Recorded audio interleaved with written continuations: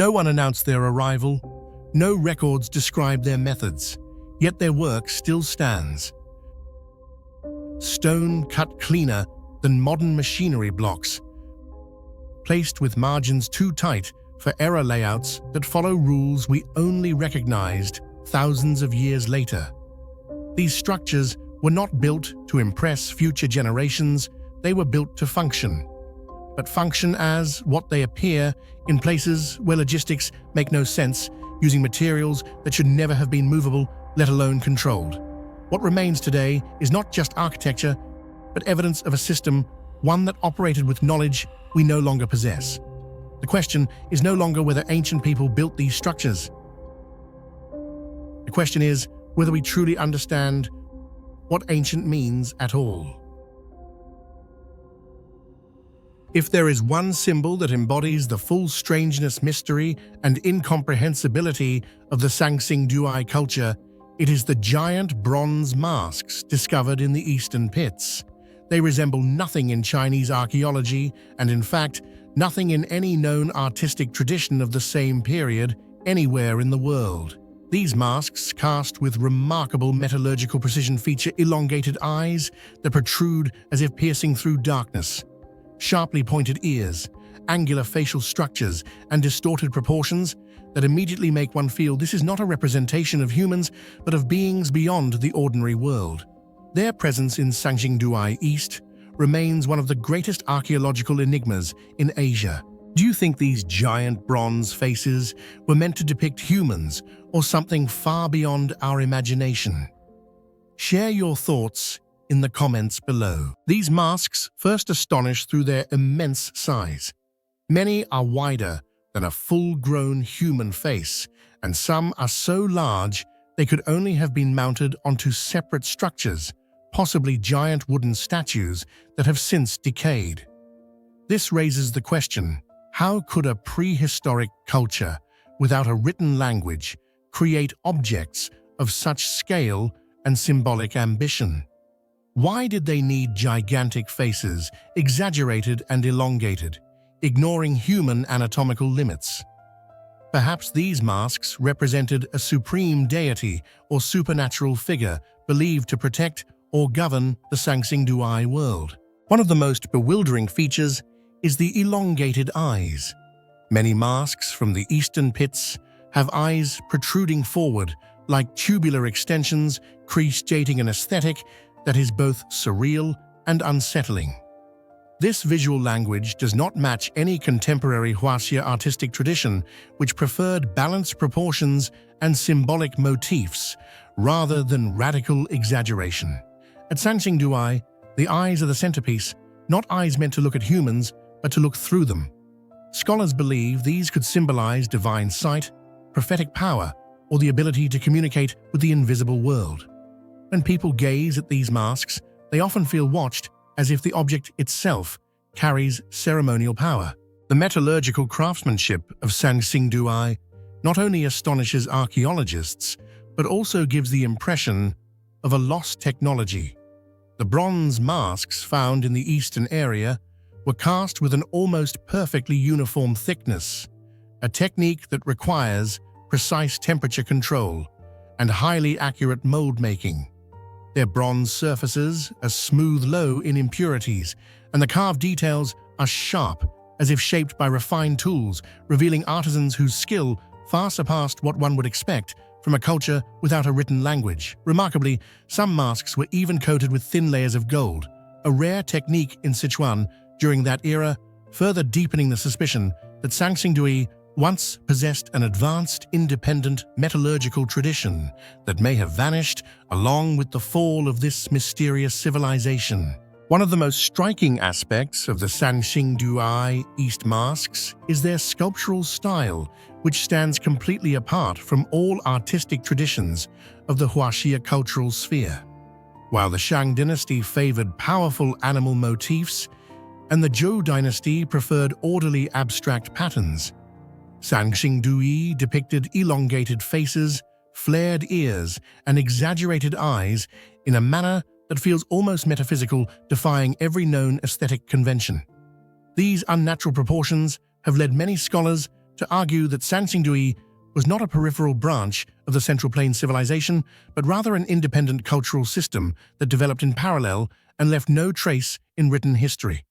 The absolute distinctness of their artistic style fuels the suspicion that we are looking at the remnants of a lost civilization, one that once flourished but vanished without offering any explanation. In the eastern pits, many masks were deliberately bent, burned, or deformed before burial. This is no accident. It reveals a complex sacrificial ritual. Many scholars believe that destroying a sacred object before burial could release its spirit or transfer it to another realm. But what was the purpose of this ritual? Which deity was being worshipped? And why were such sacred objects burned and buried as a final act? The answers remain unknown, as Sansingdui left no texts, myths, or oral traditions explaining its belief system. What deepens the mystery further is the sudden disappearance of the Sansingdui culture. No evidence of warfare, no signs of large-scale disease, no mass migration. They thrived for centuries, crafting colossal bronze faces and then vanished. No successor civilization recorded them, and no clear link connects them to later cultures.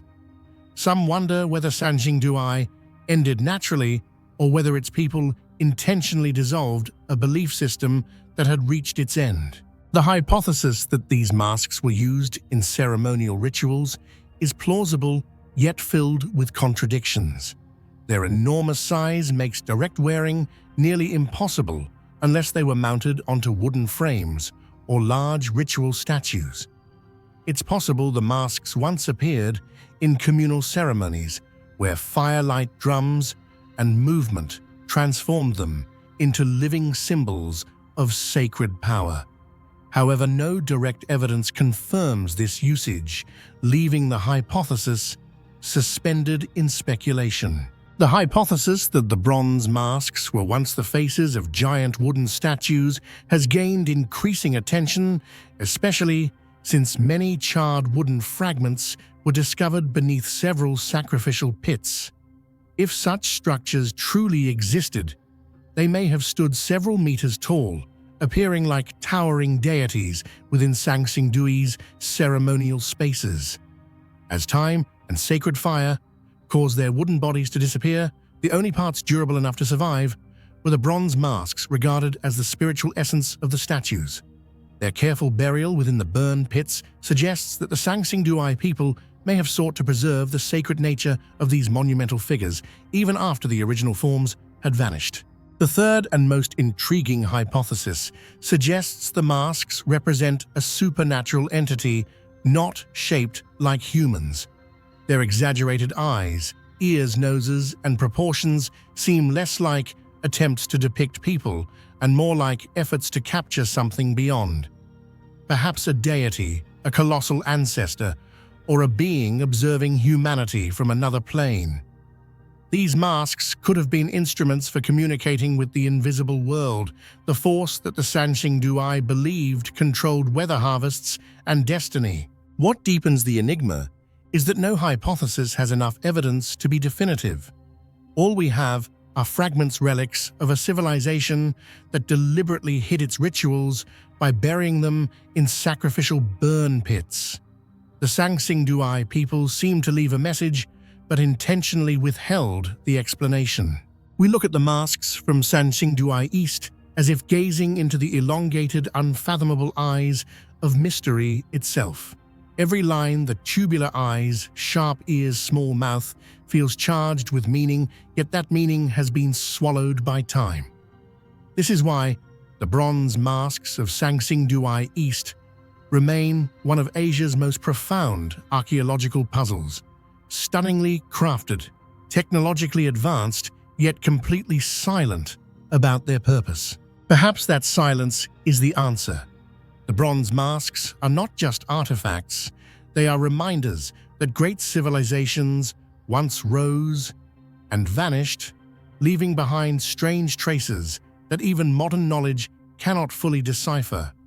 And ultimately the question, What were the masks used for is not just a Sangsingduai mystery, it is a reminder that human history holds depths we have barely begun to uncover.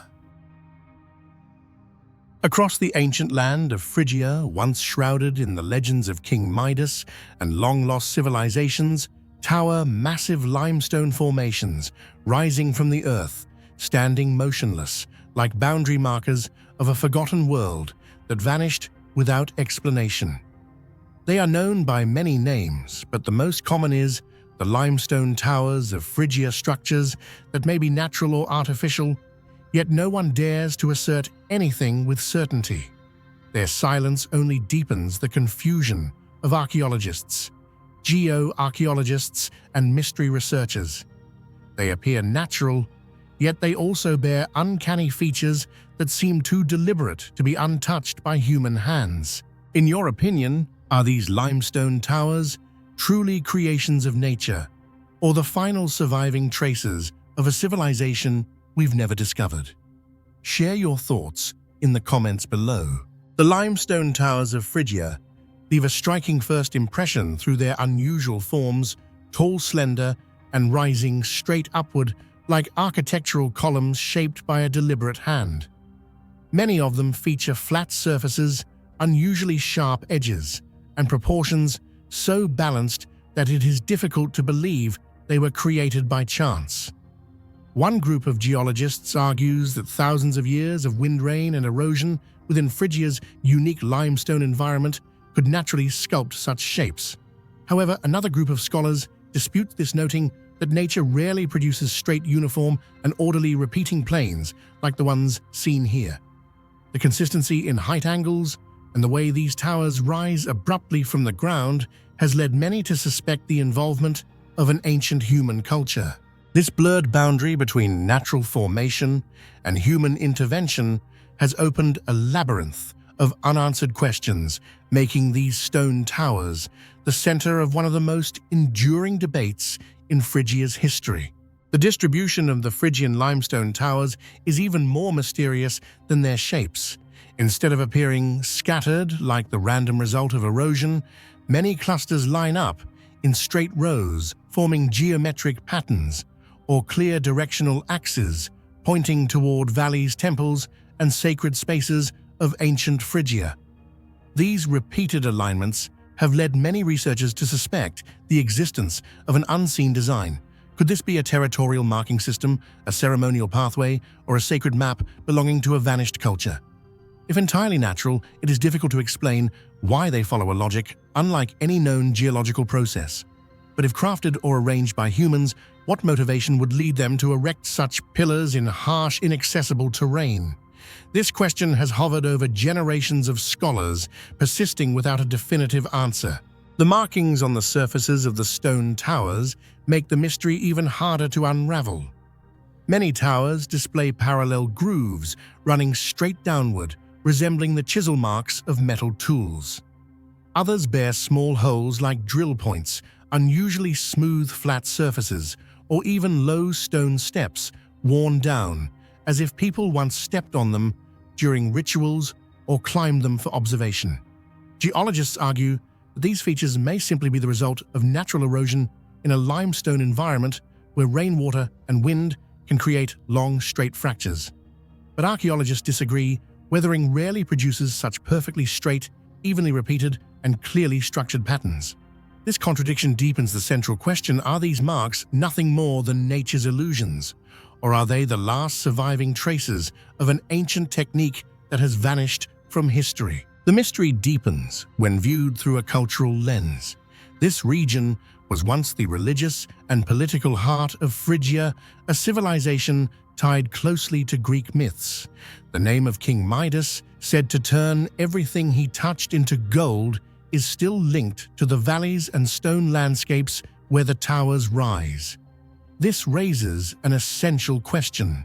Could these limestone towers have played a role in Phrygian rituals, territorial markers, or symbolic structures used for worship thousands of years ago? The greatest mystery surrounding the Phrygian stone towers does not lie in their shape or their location, but in a far deeper question. What were they actually created for? This is the problem that has troubled archaeologists, geologists, and historians for decades. The more they study these towers, the more they realize they are stepping into a maze where every theory seems plausible, yet none strong enough to stand as the final answer. Many believe the towers once functioned as ancient astronomical observatories based on the fact that several stand alone or in clusters of 3 or 4, aligning with sunrise or sunset points during the solstices. If this alignment was intentional, it would mean the Phrygians possessed remarkable astronomical knowledge, sophisticated enough to construct stone pillars as tools for tracking time and seasonal cycles. However, no direct evidence, such as astronomical symbols, inscriptions, or associated structures, confirms that these alignments were deliberate. Could geography simply be deceiving us? Another group of scholars suggests the towers may have been pillar-shaped burial monuments similar to dolmens or menhirs in Europe. The fact that some towers appear near ancient burial grounds or areas associated with royal tombs makes this theory difficult to dismiss. They speculate that the Phrygians may have hollowed out parts of the towers to place bodies or used them as sacred markers for important graves. Yet every excavation ends the same way. No bones, no grave goods, no ancient texts describing such burial practices. If these were truly tombs, has all physical evidence vanished over time, or have we completely misunderstood their original purpose? The third theory, and the one most widely supported, suggests that the towers were ritual sites, sacred stone pillars symbolizing the axis between heaven and earth. This aligns with the religious beliefs of the Phrygians who worshipped Cybele, the Mother Earth goddess, and performed rituals tied to fertility, rebirth, and humanity's harmony with natural forces. Some towers even have small flat surfaces at the top, resembling altars, hinting that offerings or ceremonial acts may have taken place there. Their placement in remote, difficult-to-reach areas further supports the idea that the towers were intentionally separated from daily life, forming sanctified spaces reserved for important rituals. Yet none of these theories overpower the others. The towers do not reveal their secrets. No ancient texts describe them. No myths preserve their purpose. Archaeological evidence only hints, not confirms, what they once meant. This ambiguity transforms the limestone towers of Phrygia into one of Europe's most captivating archaeological mysteries, a reminder that ancient history was far more complex than we imagine. These towers have endured thousands of years, challenging modern minds as if whispering, not every question deserves an answer, and not every trace of ancient civilization was meant to be understood. Perhaps their mystery does not lie in answers, but in their timeless existence, stone pillars that have stood firmly against the passage of millennia, telling stories only to those willing to listen. Tlachihualtepetl, also known as the Great Pyramid of Cholula, has long been considered one of the greatest enigmas of pre-Columbian civilization. Quietly resting under the shape of what appears to be a natural hill, this colossal pyramid spent centuries buried beneath thick layers of soil and dense vegetation, to the point that even the people living around it never realized they were standing atop the largest man-made structure on Earth by volume. To many, Tlachihualtepetl looked more like a small mountain than a monumental construction. Only when modern excavations began did its immense scale become clear: an overwhelming foundation, ancient stairways, overlapping building phases, and a labyrinth-like network of tunnels. All of this leads to a question that has haunted archaeologists for decades: who built this extraordinary monument in the first place? Why do you think a pyramid this massive could disappear for centuries without anyone noticing? Share your thoughts in the comments below. Although Tlachihualtepetl is the largest structure in the world by volume, what makes it even more astonishing is the complete absence of historical records about its origins. Major civilizations in the region, such as the late Olmec Teotihuacan or Totonac, have all been considered suspects, yet none left behind architectural markers, symbols, or myths convincing enough to connect them to the pyramid's earliest construction phase. The fact that such a colossal monument exists without stone inscriptions, written descriptions, or even folkloric accounts is extraordinarily rare in archaeology. It makes Tlahualtepetl feel like a structure that appeared out of nowhere with nothing but the pyramid itself to prove that humans once laid its very first foundation. Debates surrounding the very first civilization to build Tlahualtepetl have continued for decades because each hypothesis comes with evidence that is compelling yet ultimately incomplete. Some scholars lean toward the late Olmecs since they were known for their massive earthen constructions and their tradition of creating man-made sacred mountains. However, carbon dating and the architectural techniques found in the deepest layers of the pyramid do not fully align with Olmec characteristics. On the other hand, the layout and scale of certain foundation sections resemble elements of Teotihuacan, the civilization that built grand avenues and monumental pyramids. Yet Tlahualtepetl consists of multiple overlapping construction layers, each bearing its own distinctive traits, suggesting that many generations contributed to its expansion over centuries. This makes the idea of a single originating civilization difficult to defend. More importantly, no archaeological evidence confirms that Teotihuacan was responsible for the pyramid's very first construction phase. In the end, all theories remain nothing more than speculation. While most large ancient stone structures can be attributed to a specific culture, Tlahualtepetl stands outside every conventional category. Its size is almost unbelievable. Some estimates suggest its total volume exceeds that of any other ancient construction. How could an early community create such a gigantic project in complete silence? How could they mobilize manpower resources, engineering skills, and religious motivations without leaving behind any trace of social organization? No writing, no stone stelae, no symbolic system, no indigenous legends describing the founding builders. Everything seems erased from history. As archaeologists ventured deeper into the heart of Tlahualtepetl, the mystery only grew thicker. Beneath what once appeared to be a natural hill lies a network of tunnels stretching for kilometers, linking entirely different construction phases. Each architectural layer emerges like a fossilized page.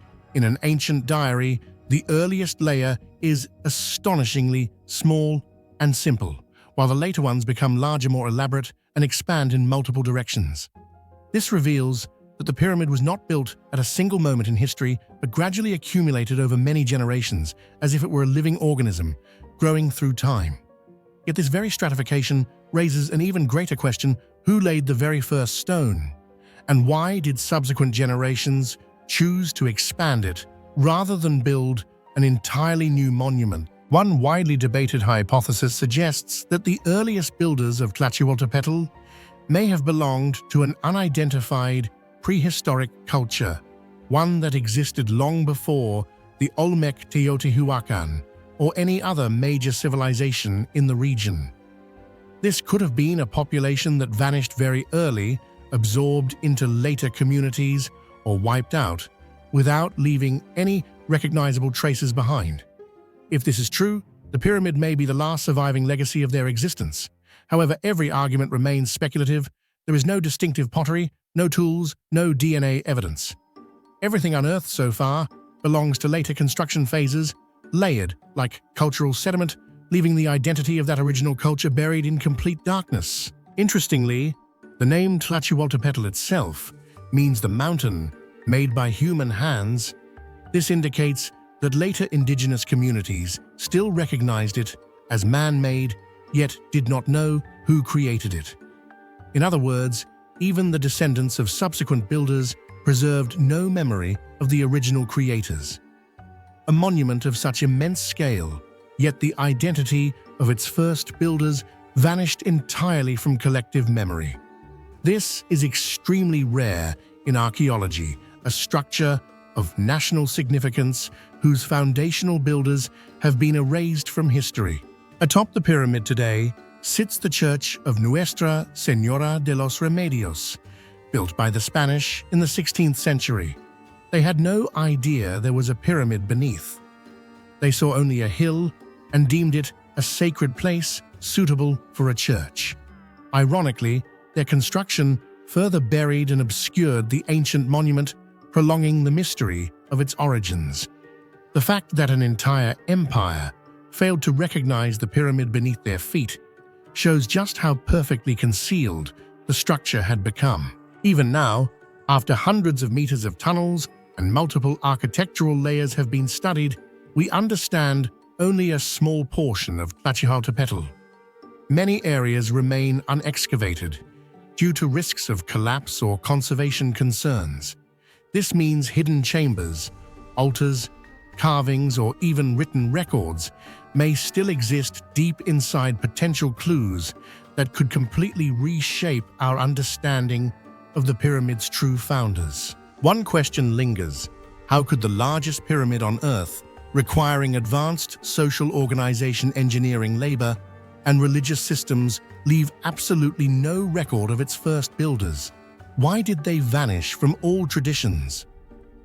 Why does the collective memory of the region remain blank regarding the earliest phase of such a monumental structure? This silence makes Tlachihualtepetl one of the most captivating archaeological mysteries, a colossal pyramid whose original creators have never been known, as if they never existed at all. The desert labyrinths of Egypt's western oases have long been considered one of the strangest enigmas in Egyptian archaeology, not because they are tied to famous pharaohs or contain grand treasures, but because of their absolute silence in the historical record. Scattered across the oases of Daklakaga and Farafra, the stone walls, long corridors, and winding foundations carved into the sands form massive labyrinth-like patterns that, when viewed from above, resemble deliberate symbols etched into the desert floor. What makes them extraordinary is not their ruined appearance, but their incompatibility with any known type of ancient Egyptian structure. They are too vast to be settlements, lack any ritual traces to be temples, and show no defensive features that would classify them as forts. All that remains are long parallel walls or intersecting lines, pointing in precise directions, like a map, missing its legend. Even stranger, not a single ancient text from administrative records to religious inscriptions mentions their existence. In a civilization renowned for meticulous documentation, the presence of these enormous labyrinths without any written record has left researchers grasping for explanations. Why do you think these massive desert labyrinths disappeared completely from all ancient Egyptian records? Share your thoughts in the comments below. Although separated by hundreds of kilometers, the labyrinths scattered across different oases share a strangely identical pattern: long walls running in parallel lines or intersecting at repeating angles, forming layouts that seem deliberately unified. This uncanny uniformity has led many scholars to wonder whether a much older, broader culture, perhaps even predating the Old Kingdom, once left its architectural imprint across the entire Western Desert. Yet deeper excavations reveal a narrative that contradicts this idea. The sediment layers show that these structures do not belong to a single era. Some segments date back to late prehistory, while others clearly exhibit Roman construction traits, suggesting that the region was reused multiple times without a consistent purpose. Even more unsettling is the near-total emptiness inside these structures. No burials, no ritual artifacts, no traces of daily life, none of the elements normally associated with religious sites or ancient settlements. This void gives the impression that these walls were erected for a purpose beyond our comprehension, as if they were never intended to serve human life in the first place. In the effort to explain these endlessly stretching structures across the desert, many early scholars proposed that the long walls might once have served as navigation systems for ancient caravans. At first glance, the idea seemed reasonable. In a flat, boundless environment like the Sahara, Any object capable of casting a long shadow could become a precious landmark. Nomadic travelers might have oriented themselves by watching the walls' silhouettes or shadows from afar. Yet the more fieldwork was done, the weaker this hypothesis became. Many walls do not align with any known caravan routes. Some even lead straight into dead zones, areas with no water, no exits, and absolutely no evidence of being used as rest stops. Certain walls curve in strange, deliberate patterns, as if marking some important zone, but excavations reveal nothing, only empty stretches of sand and stone. If their purpose was navigation, their shapes are simply too convoluted and illogical to be genuinely useful. Another explanation connects the structures to astronomy, suggesting the walls may have been aligned with the sun's position during solstices. Indeed, a few sites show intriguing alignments, but the pattern does not recur consistently enough to be considered intentional. One labyrinth may display clear astronomical orientation, while another, built in the same architectural style, shows no alignment whatsoever. This inconsistency weakens the astronomical hypothesis significantly. Instead of clarifying their function, the scattered pieces of evidence only highlight the labyrinth's bewildering nature. They do not follow any single principle we can recognize. And that is precisely what makes these desert labyrinths continue to defy every attempt at deciphering them. In ancient times, the Western Desert was not the barren, desolate landscape we see today. It was far greener, with seasonal lakes, wide stretches of vegetation, and even genuine agricultural potential. This climatic difference has led some researchers to theorize that the stone labyrinths may once have served practical purposes, perhaps as water management systems, seasonal flood channels, or structures designed to guide the migration of animals. However, when compared with other regions of Egypt that also face the challenge of managing freshwater resources, we find no similar constructions at all. The ancient Egyptians were masters of hydraulic engineering. If the goal was simply water management, they would not have needed to build such massive and complex maze-like layouts. The deeper archaeologists investigate, the more contradictions arise. No traces of irrigation, no agricultural sediment layers, no evidence that these structures were ever part of a water utilization system. What initially seemed like plausible practical explanations quickly collapse, leaving behind a far deeper question about the true purpose of these structures, especially in an era when the environment looked so radically different. For centuries, Bedouin legends have circulated about ancient cities swallowed by the desert overnight, or stone paths leading into lands not meant for humans. These stories, though mythic, reflect a genuine sentiment. Even the locals feel these structures do not belong to their people, their era, or even their world. When entering the ruined passageways, Bedouins often describe the unsettling sensation of walking through a space built for something else, not for humans. What makes these desert labyrinths one of the most frustrating mysteries in archaeology is a simple question that no one has been able to answer. What were they truly? Every hypothesis proposed so far collapses when tested against the evidence. If they were ritual structures, why is there absolutely no trace of religious activity? No altars, no offerings, no carvings. If they were settlements, why is there not a single shard of pottery tool or sign of daily life? If they were built for astronomical observation, why are their alignments so inconsistent? One labyrinth matching solar positions while another, built similarly, does not. And if they served agricultural purposes, why does such a vast area show no signs of cultivation whatsoever? Even the idea of territorial markers becomes illogical. Ancient people would not construct multi-kilometer stone walls merely to declare boundaries. Faced with these contradictions, some scholars have begun exploring a more abstract possibility that these labyrinths carried symbolic meaning, a form of architecture meant to express beliefs, social order, or ideologies that have vanished from human memory. They may have been messages, ceremonial spaces, or displays of authority crafted in a conceptual framework we no longer understand. Yet even this remains purely speculative. The harsh truth is that no one knows why these labyrinths were built, and it is entirely possible that they belong to a worldview completely foreign to the modern mind. The more we contemplate them, the more unsettling the truth becomes. Perhaps these labyrinths served a purpose entirely outside our existing archaeological framework. Perhaps we are attempting to decode an architectural language with no surviving speakers.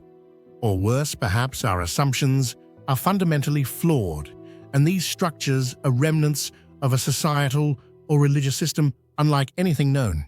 To this day, the desert labyrinths of Egypt's western oases stand silently among the sands and winds, posing questions without answers.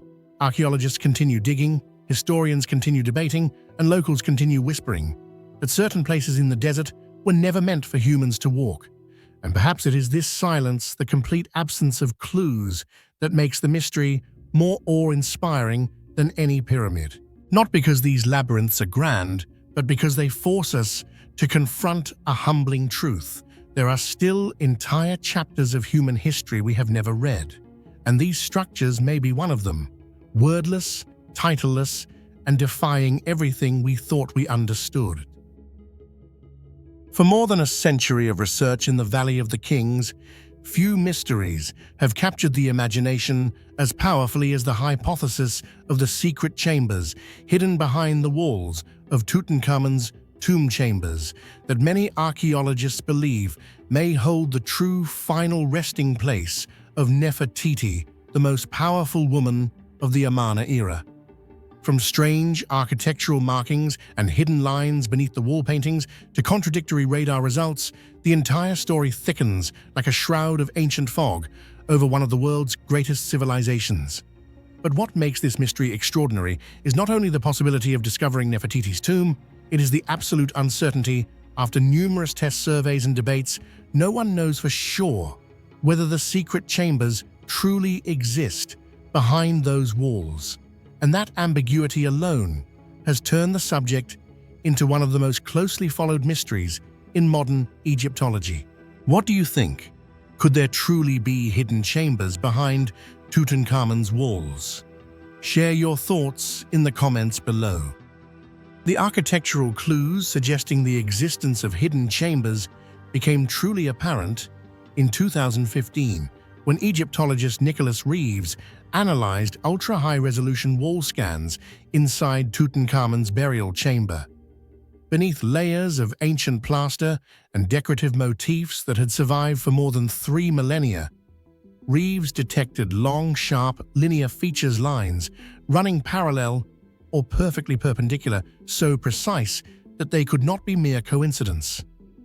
What made them even more unusual was that these lines did not match the composition of the current wall paintings, as if an older structure had once existed beneath and had been deliberately concealed. When Reeves compared their positions, proportions, and orientations, he realized they carried all the defining characteristics of sealed doorways, from their consistent height to their razor-straight edges. If these traces were truly blocked entrances, then Tutankhamun's burial chamber might only be the antechamber of a far larger architectural complex. In that case, the most important part of the entire tomb system, possibly Nefertiti's own burial space, has been lying silently behind those mysterious walls, unseen by any living person since antiquity. As archaeologists continued to examine the structure of Tutankhamun's tomb in greater depth, they uncovered numerous anomalies, so many that they nearly defy all established standards of an 18th dynasty pharaonic burial. First, the tomb's unusually small size raises immediate questions. Even for a young king like Tutankhamun, a far larger and more elaborate resting place would have been expected. Yet the most controversial detail lies in the layout of the rooms and the orientation of the tomb's axis, which align far more closely with the architectural patterns of a queen's tomb rather than that of a king. The corridor does not face the traditional direction seen in royal male burials, and the proportions of the burial chamber resemble those found exclusively in high-status female tombs. These irregularities gave rise to a bold theory Tutankhamun died too suddenly, leaving the royal court no time to prepare a new tomb. As a result, they may have repurposed part of an existing structure, one that was very likely built for Nefertiti. Supporting evidence appears directly on the wall paintings inside the chamber. Many original outlines display softer contours, shoulder-hip proportions, and postures typical of a female figure, only later modified to match the form of the young king. Even the burial artifacts show dimensions, stylistic features, and symbolic motifs associated with women, as though they were originally crafted for a powerful queen and later reused. Taken together, these clues raise a profound question: was Tutankhamun truly the intended owner of this tomb, or merely a later occupant, while Nefertiti was the one for whom the structure was initially designed and honored? When ground-penetrating radar GPR technology was applied inside Tutankhamun's tomb, many believed it would finally resolve the ongoing debate, yet it ultimately made the mystery more tangled than ever. The first survey team announced they had detected large voids directly behind the north and west walls, raising hopes that these could be the true resting chambers of Nefertiti. The scientific community and global media reacted with immediate excitement. However, the second team produced a completely opposite result. They detected no material discontinuity whatsoever, meaning no evidence of any empty chamber. Then a third team entered the investigation and reported signals suggesting the possible presence of a corridor or an elongated flat space. Three teams examining the same area, using the same technology, yet arriving at three different conclusions, forcing the Egyptian government to cautiously state that more time and far more definitive evidence were required before making any decision. These contradictions only deepened the mystery, leaving the world uncertain about what truly lies behind those 3,000-year-old walls. The debates surrounding the possible secret chambers arise not only from disagreements between research teams, but also from the limitations of the technology itself. Ground-penetrating radar is easily distorted by limestone formations, cracked ancient plaster, or natural geological inconsistencies, causing its signals to be misinterpreted as empty spaces or unusual anomalies. Experts, too, remain divided in their interpretations. Some believe the signals indicate a hidden chamber, while others argue they reflect nothing more than material irregularities. With no method accurate enough to fully confirm or dismiss either viewpoint, Tutankhamun's tomb becomes a place where theory and reality coexist, and neither side can claim absolute victory. Reluctance to drill through Tutankhamun's walls comes from several factors. The wall paintings are more than 3,300 years old and extremely sensitive to vibration. The tomb represents Egypt's most iconic archaeological symbol, and any mistake could cause irreversible damage. Thus, the greatest question remains suspended between curiosity and conservation. A paradox emerges: to answer the mystery, one must risk harming one of the world's greatest archaeological treasures, a risk few are willing to take. At this point, the mystery reaches a more philosophical level. It is no longer a matter of is there a chamber or not, but whether humanity will ever be allowed to know the answer. If technology cannot surpass its limitations, and if conservation ethics forbid physical intrusion, then Nefertiti's secret may remain untouched forever, like a sealed door whose crack we can see but can never pass through. In this context, the unsolved mystery, whether the secret chambers truly exist or not, has become the core of a global debate. Not because it creates sensational headlines, but because it reveals the fragile nature of historical research. Sometimes, even with advanced technology knowledge and abundant data, there are secrets that cannot be conclusively confirmed. And it is precisely this uncertainty that makes archaeology so hauntingly compelling.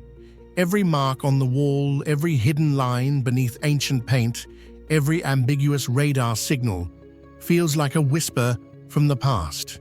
Something is here, but it will only be revealed when humanity is ready. Perhaps Nefertiti lies behind that wall, perhaps not. Perhaps the secret chambers are illusions created by technology. Or perhaps they are real, and inside them are secrets capable of rewriting an entire era of Egyptian history. But until a perfectly safe method is developed, the mystery will remain intact, a challenge extended from the ancient world to the modern one.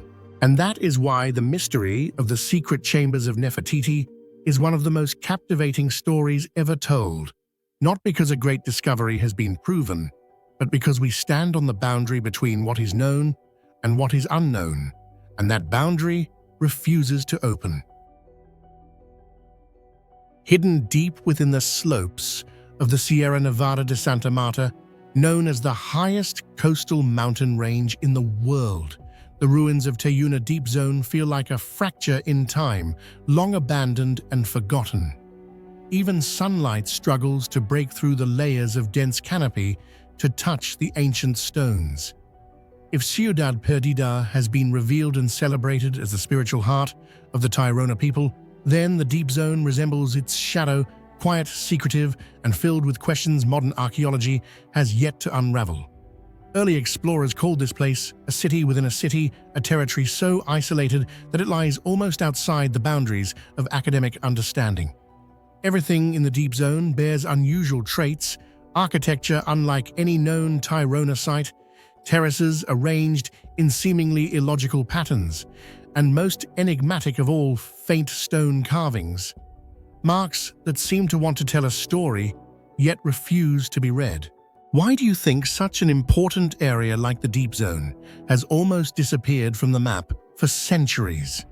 Share your thoughts in the comments below. The Deep Zone does not appear on official archaeological maps, partly due to its treacherous terrain, which makes access extremely difficult, and partly because large portions have never been excavated. Here, stone terraces rise layer after layer, far beyond what would be needed for habitation or agriculture. Many are shaped in spirals or half-moons, suggesting they served ceremonial purposes rather than daily life. Narrow, steep pathways cut through the forest like hidden arteries, connecting locations believed to be ritual centers of Tairona religious elites. Unlike Ciudad Perdida, where vast quantities of gold, pottery, and tools have been found, the Deep Zone is nearly empty. This absence is itself mysterious. Was everything deliberately removed, or was this place always meant to be free of material objects reserved for spiritual communion between the Tairona and their ancestors? But the greatest mystery that sets Tayuna Deep Zone apart lies in its fading stone carvings, what archaeologists call the silent carvings of Tayuna. With no surviving texts or symbolic systems from the Tairona, every line, no matter how faint, holds the value of a lost fragment of ancient knowledge. The spirals, concentric circles, and hair-thin straight lines are anything but random. They are placed in locations that clearly served specific purposes along the edges of ceremonial platforms beside resonant boulders or tracing the narrow pathways that lead deeper into the most hidden areas. This deliberate placement has led researchers to believe that the carvings may represent ancient star maps or ritual calendars marking seasonal cycles crucial to mountain life. Other scholars see striking similarities between the spiral motifs and the flow patterns of water, an essential element for Tairona survival. Yet the boldest hypothesis suggests these carvings are records of sacred energy lines, a concept still used today by their descendants, the Kogi people, to describe the connection between humans and Mother Earth. If that interpretation is correct, then these faint carvings are not merely decorative or informational. They may be the surviving remnants of a sacred knowledge system that the modern world has never truly understood. What makes the carvings in Tayuna Deep Zone most peculiar is that they did not fade naturally like typical stone markings. Mineral analysis shows that they were once coated with a dark pigment, likely charcoal or manganese, meant to make them stand out to those who were permitted to see them. The near total disappearance of this pigment suggests it may have been intentionally removed or gradually worn away through countless ritual touchings over centuries. This deliberate erasure has led many researchers to believe that the carvings contained a form of sacred knowledge passed only to the highest-ranking priestly class. Not everyone was meant to understand them, and not everyone was meant to even see them. Perhaps this is why they were created to exist in silence rather than being openly shared with the wider Tairona community. One of the most puzzling aspects of the carvings in Tairona Deep Zone is that they never seem truly complete. Many spirals flow smoothly only to stop abruptly, while parallel lines end at the edge of the stone as if the engraver was forced to halt mid-stroke. This incompleteness has led many scholars to believe that the carvings were not created to be seen, but to be experienced. Only when a person stands in the correct position at the right moment, when echoes resonate from nearby stone chambers, or when a shaft of light filters through the forest canopy onto the carved surface, does the missing part of the symbol reveal itself. If this interpretation is true, then Tairona Deep Zone is not merely an architectural ruin, but a vast ritual machine where space, sound, light, and symbols were designed to work in unison. It is as if the Tairona transformed the entire mountainous forest into a spiritual instrument, functioning through the harmony between humans and nature. The theories surrounding the meaning of the carvings at Tairona Deep Zone continue to expand as researchers place them within the wider context of ancient South America. Some scholars have noticed striking similarities between the concentric motifs at Deep Zone and the patterns found on ceremonial drums used by various indigenous cultures across the continent. These motifs were often associated with ancestral invocation rituals, something the Tairona may also have practiced centuries ago. This has led to the hypothesis that the Deep Zone was not merely a local ceremonial site, but potentially one of the oldest surviving ritual landscapes in the entire Andes Caribbean region. At the same time, their descendants, the Kogi, still believe that deep within this forest lies the place where the spirits sleep, where the energy of Mother Earth Aluna is strongest. When asked about the true meaning of the carvings, Kogi elders offer only a simple response. These are not meant to be read with human eyes.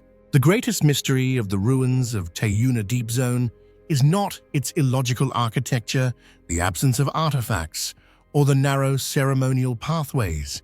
It is the faint carvings which may hold the key to an entire lost world view, an ancient system of sacred knowledge the Tairona preserved yet never shared. We see spirals, but we do not know their rhythm. We see circles, but we cannot tell whether they mark sun-moon or cycles of the soul. And as modern science attempts to illuminate the site, the Deep Zone seems to sink even further into secrecy, as though it is determined to guard its final secrets. To this day, no one knows whether the Deep Zone was the true spiritual heart of the lost city or merely its peripheral sanctuary. But until the language of these faded carvings is understood, the ruins of Tairona Deep Zone will remain one of the most enigmatic sites in the Americas, a place where time does not simply pass, but conceals. The secret tunnel of Xerxes has long been one of the lesser-known yet most intriguing mysteries in the study of the Achaemenid Persian Empire. Located in a rugged area of significant strategic value, the tunnel is believed to have been constructed during the reign of Xerxes I, the king associated with the massive campaign to invade Greece in the 5th century BCE. Although no ancient texts directly document it, the connection between this unusual underground structure and Xerxes' military expedition has been considered by many archaeologists and historians as a challenging starting point in efforts to decipher its true purpose. What makes the structure especially fascinating is its level of engineering sophistication far beyond the standards of its era. The remaining segments show that the Persians carved the stone almost in a straight line, with a clear balance between width, height, and ventilation. Some locations still preserve traces of drainage systems or air shafts, indicating that this was not a small or hastily made tunnel, but one involving notable engineering planning. This complexity suggests to researchers that the tunnel was once much longer than what survives today, with large sections buried or destroyed over time. In your opinion, why would the Persians build such an advanced underground tunnel, and why is there no record of it anywhere? Share your thoughts in the comments below. What is striking is that although the Persians were known for massive stone inscriptions, such as the Behistun relief, which records the empire's victories and affairs of state, there is absolutely no official document mentioning the construction of any tunnel during Xerxes' campaign. This silence is a major factor contributing to the tunnel's mystery. If it was important, why was it not recorded? And if it was unimportant, why was such a complex underground structure built at all? Many hypotheses have been proposed, yet none have been convincing enough to stand as the definitive explanation. Many scholars believe that Xerxes' tunnel was not merely an underground passage, but part of a broader strategic framework envisioned by the Persian Empire. One common hypothesis suggests that the tunnel was constructed to support logistics, allowing soldiers, weapons, and supplies to move through dangerous terrain without being detected by Greek forces, perfectly aligning with Xerxes' multi-route deployment strategy. However, the remaining technical features, such as ventilation shafts, consistent depth, and traces of drainage, indicate that the structure may have been designed for long-term use rather than a short-term campaign. Other researchers propose that the tunnel may have served as a hidden station for elite units, enabling surprise attacks when battlefield conditions shifted. Several Greek accounts describe the Persians as fond of secret paths, unconventional tactics, and difficult-to-detect underground constructions. Therefore, Xerxes' tunnel may be one of the rare physical remnants that lends tangible support to military traditions long thought to be exaggerated. Additionally, several clues suggest that the structure might have been abandoned mid-construction. Some walls appear half-chiseled, and several passages end abruptly or change direction unexpectedly. These observations have led researchers to speculate that the project may have encountered difficulties such as a shift in military strategy, lack of manpower, or the failure of Xerxes' campaign, which might have resulted in the project being terminated. If completed, the tunnel could have been far longer, more complex, and possibly connected to an important strategic location that no longer exists today.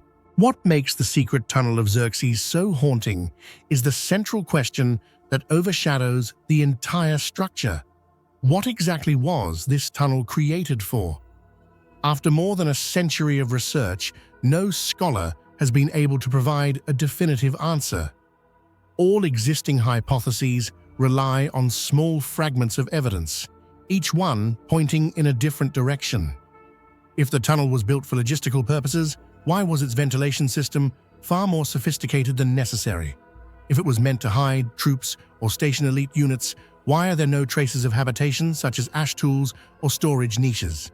The idea of an escape route for high-ranking commanders is equally incomplete because it fails to explain why anyone would choose to excavate beneath such dangerous and labor-intensive terrain.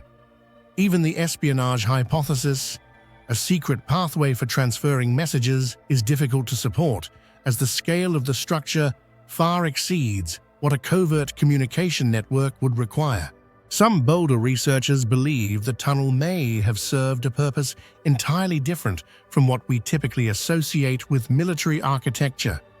Certain technical features, its depth, stability, and uniform direction hint at the possibility of water management or water diversion, though no clear physical evidence of channels has been found.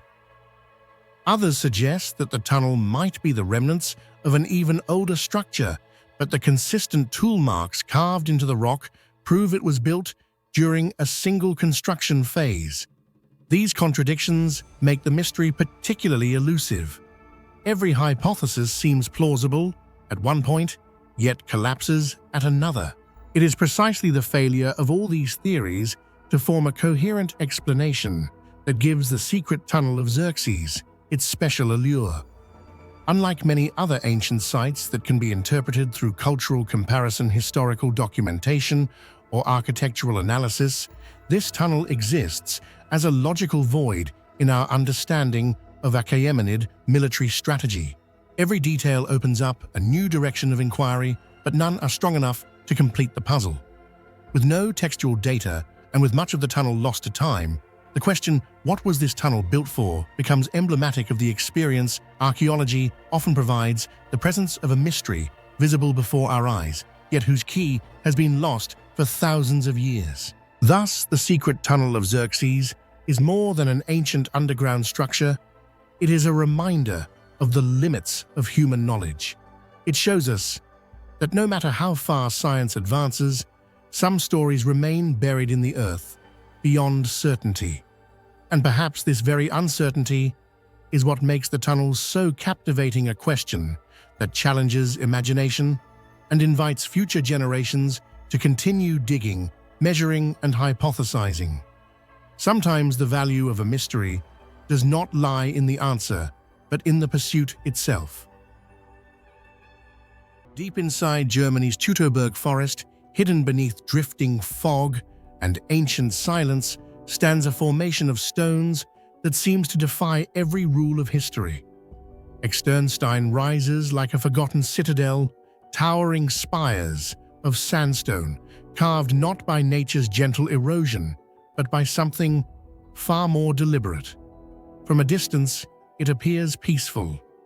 But the closer you step, the stranger everything becomes.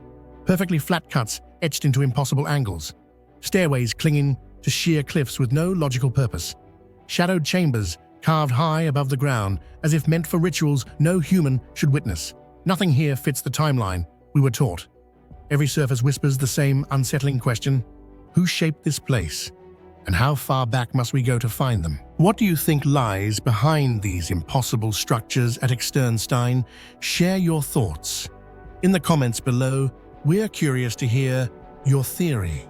Although Externstein is often associated with the Middle Ages as a Christian religious center, closer examination by researchers has revealed a series of details that simply do not fit that period. Many rock surfaces are unusually flat, with sharp, clean cuts that seem to have been made with tools far more advanced than anything available in the 12th, 13th centuries. Even more striking, the way the stone is shaped and the layout of the structures bear little resemblance to any known Christian architectural style. Yet they echo stoneworking techniques seen in ancient civilizations in Peru, Turkey, and the British Isles. This raises a profound question: is Externstein truly a medieval creation? Or are we looking at a structure rooted in a much older and largely forgotten era? As one moves deeper into the stone complex, what stops archaeologists and engineers alike in their tracks are the stairways carved directly into sheer vertical rock faces, placed in locations almost impossible to reach with conventional techniques. They appear at heights where even a modern construction team would require advanced scaffolding systems, yet the ancient builders, whoever they were, crafted them with astonishing precision.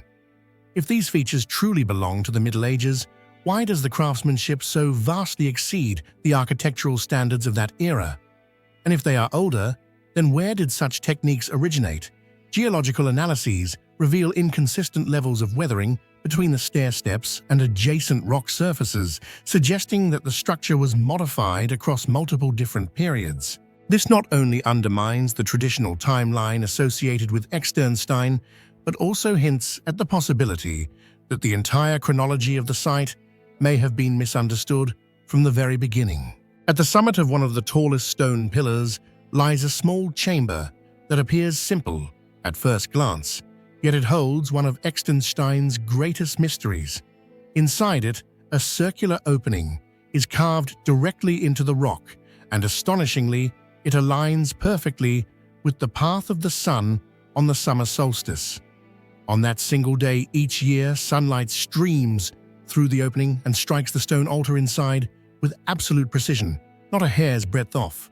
Such meticulous astronomical alignment raises a difficult question: who possessed this level of knowledge?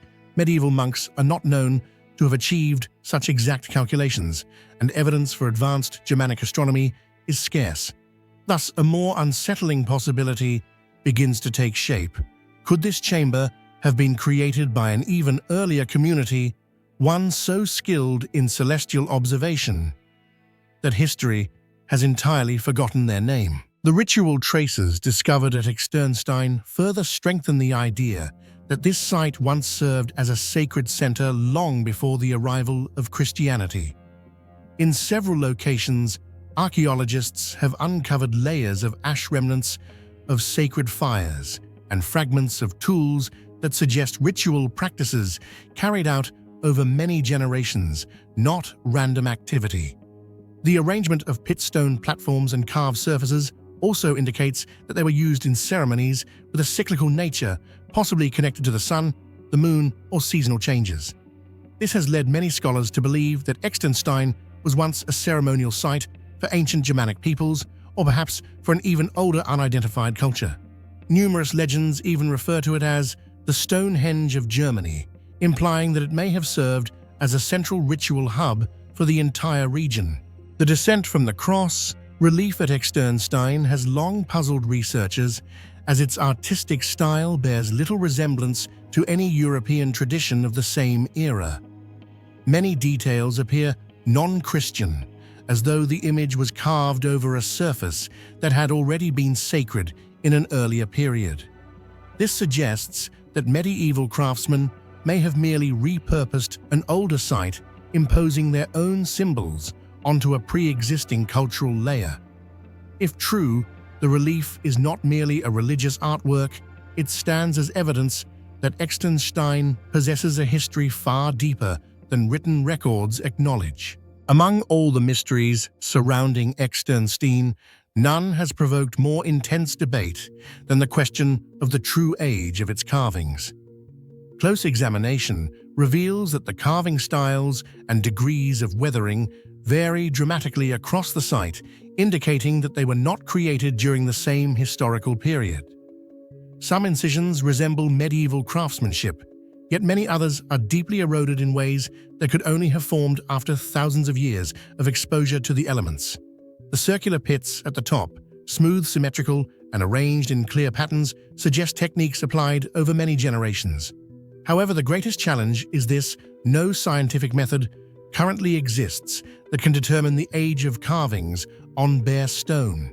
The sandstone of Externstein predates humanity itself, and the carved surfaces contain no organic material suitable for radiocarbon dating. As a result, every proposed timeline remains speculative, and this ambiguity is precisely what makes Externstein one of the most difficult archaeological enigmas in Europe to classify or understand. The boldest hypothesis about Externstein suggests that the earliest modifications to the rock formation may date back to the Neolithic period, far earlier than the arrival of any historically recognized Germanic communities. Although no tools or artifacts from that era have been found, the idea persists because no existing timeline can fully account for all the layers of evidence present at the site. Some structures appear far too ancient to be attributed to the Middle Ages, yet far too sophisticated to have been created by hunter-gatherer societies. This contradiction leaves Externstein suspended between two extremes, both familiar and strangely alien, making it one of the most difficult archaeological mysteries in Europe to categorize. The uncertainty surrounding Externstein's age has inspired even more unusual theories. Some researchers believe the site may be linked to Irminsul, the sacred cosmic pillar of the ancient Saxons. If Irminsul truly stood here, Externstein would be one of the most important pre-Christian sacred sites in Europe. But archaeological evidence remains inconclusive, leaving the theory at the boundary between legend and history. For decades, teams ranging from geologists to art historians, archaeologists, and theologians have examined Externstein in search of answers. Yet the deeper their investigations go, the more unsettling the truth becomes. Externstein does not provide answers. It generates more questions. Why are some structures placed in illogical positions? Why do some features appear too modern while others seem impossibly ancient? Why does the erosion not match the assumed historical timeline? And most importantly, when were these stones carved by human hands? No one knows. No tool artifact or written record describes its construction. No scientific test can confirm its age. Externstein imposing silent and enigmatic stands as a challenge to history itself. You think you understand the past? Try deciphering me. The Lady of Elche has long been regarded as one of the greatest enigmas of Mediterranean archaeology, but what elevates the statue beyond academic curiosity is the absolute refinement of its craftsmanship, a level many researchers believe should not have existed in the 4th century BCE. From the first moment it was unearthed on a hill near the city of Elche in 1897, the statue puzzled archaeologists. Unlike the rough, simple Iberian artifacts of the same era, the Lady of Elche appeared with an almost perfectly proportioned face, exceptional symmetry, and sculptural lines that show deep understanding of human facial anatomy. More than beautiful, the statue demonstrates a precision so advanced that had the age of the stone not been verified, many would assume it was a Renaissance masterpiece or the work of a 19th century sculptural virtuoso. This became the starting point of a century-long series of questions: who created it? Why did their techniques far surpass the Iberian cultural context?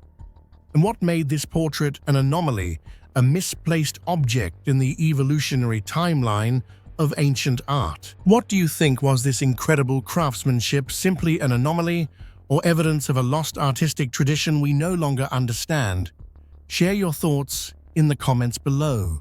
From every fold of the clothing, to each layer of jewelry and the subtle expression of the face, the statue displays a sophistication that the Iberian culture, according to traditional understanding, never reached. The face carries a soft, yet commanding presence. Full lips, a high nose bridge, and deeply carved eye contours, traits not aligning perfectly with any known artistic tradition around the Mediterranean at the time. Some scholars believe the piece reflects influence from Phoenician or Carthaginian civilizations, both of which interacted with the Iberian Peninsula. Yet even then, the refinement surpasses their finest surviving works. This leads to a bolder hypothesis: perhaps the Lady of Elche was the product of an independent elite workshop with exceptional skill, or belonged to a mysterious aristocratic class possessing an aesthetic and technical mastery entirely distinct from the mainstream culture. The near-perfect symmetry of the Lady of Elche's face is the detail that confuses researchers the most, because it far surpasses the technical standards traditionally attributed to the Iberian people. Modern analyses reveal that the statue's subtle proportions astonishingly match aesthetic principles that were only formalized thousands of years later, such as the golden ratio and the harmonious alignment of the eyes, nose, and mouth. Even the micro-curvatures around the eyes and along the nose ridge reflect an anatomical understanding that would have been difficult for an artisan of that era to possess. This becomes even more perplexing when compared to most Iberian statues, which typically feature simplified symbolic forms rather than realistic human representation. So why, in the midst of a relatively primitive artistic tradition, does a sculpture appear that is refined enough to stand beside masterpieces created many centuries later? Suggesting that it is merely an exceptional anomaly feels unconvincing. It is like discovering a piece of advanced technology misplaced in an incompatible age. The statue's solitary existence forces us to ask, have we underestimated the capabilities of a vanished culture? The jewelry system of the Lady of Elche is one of the elements that amplifies the statue's mystery, for it is so elaborate that it surpasses all decorative norms previously recorded in Iberian archaeology. The two large rhodetes on either side of her head intricately sculpted spirals composed of multiple layers are not merely ornamental. Many scholars believe they signify an extremely high social rank or a specialized ceremonial role. What surprises researchers is that this design does not match any purely Iberian artistic style. Instead, it evokes the adornment traditions of Near Eastern or North African civilizations, where power was often expressed through heavy, symbol-laden jewelry structures. This cultural overlap makes the statue difficult to categorize.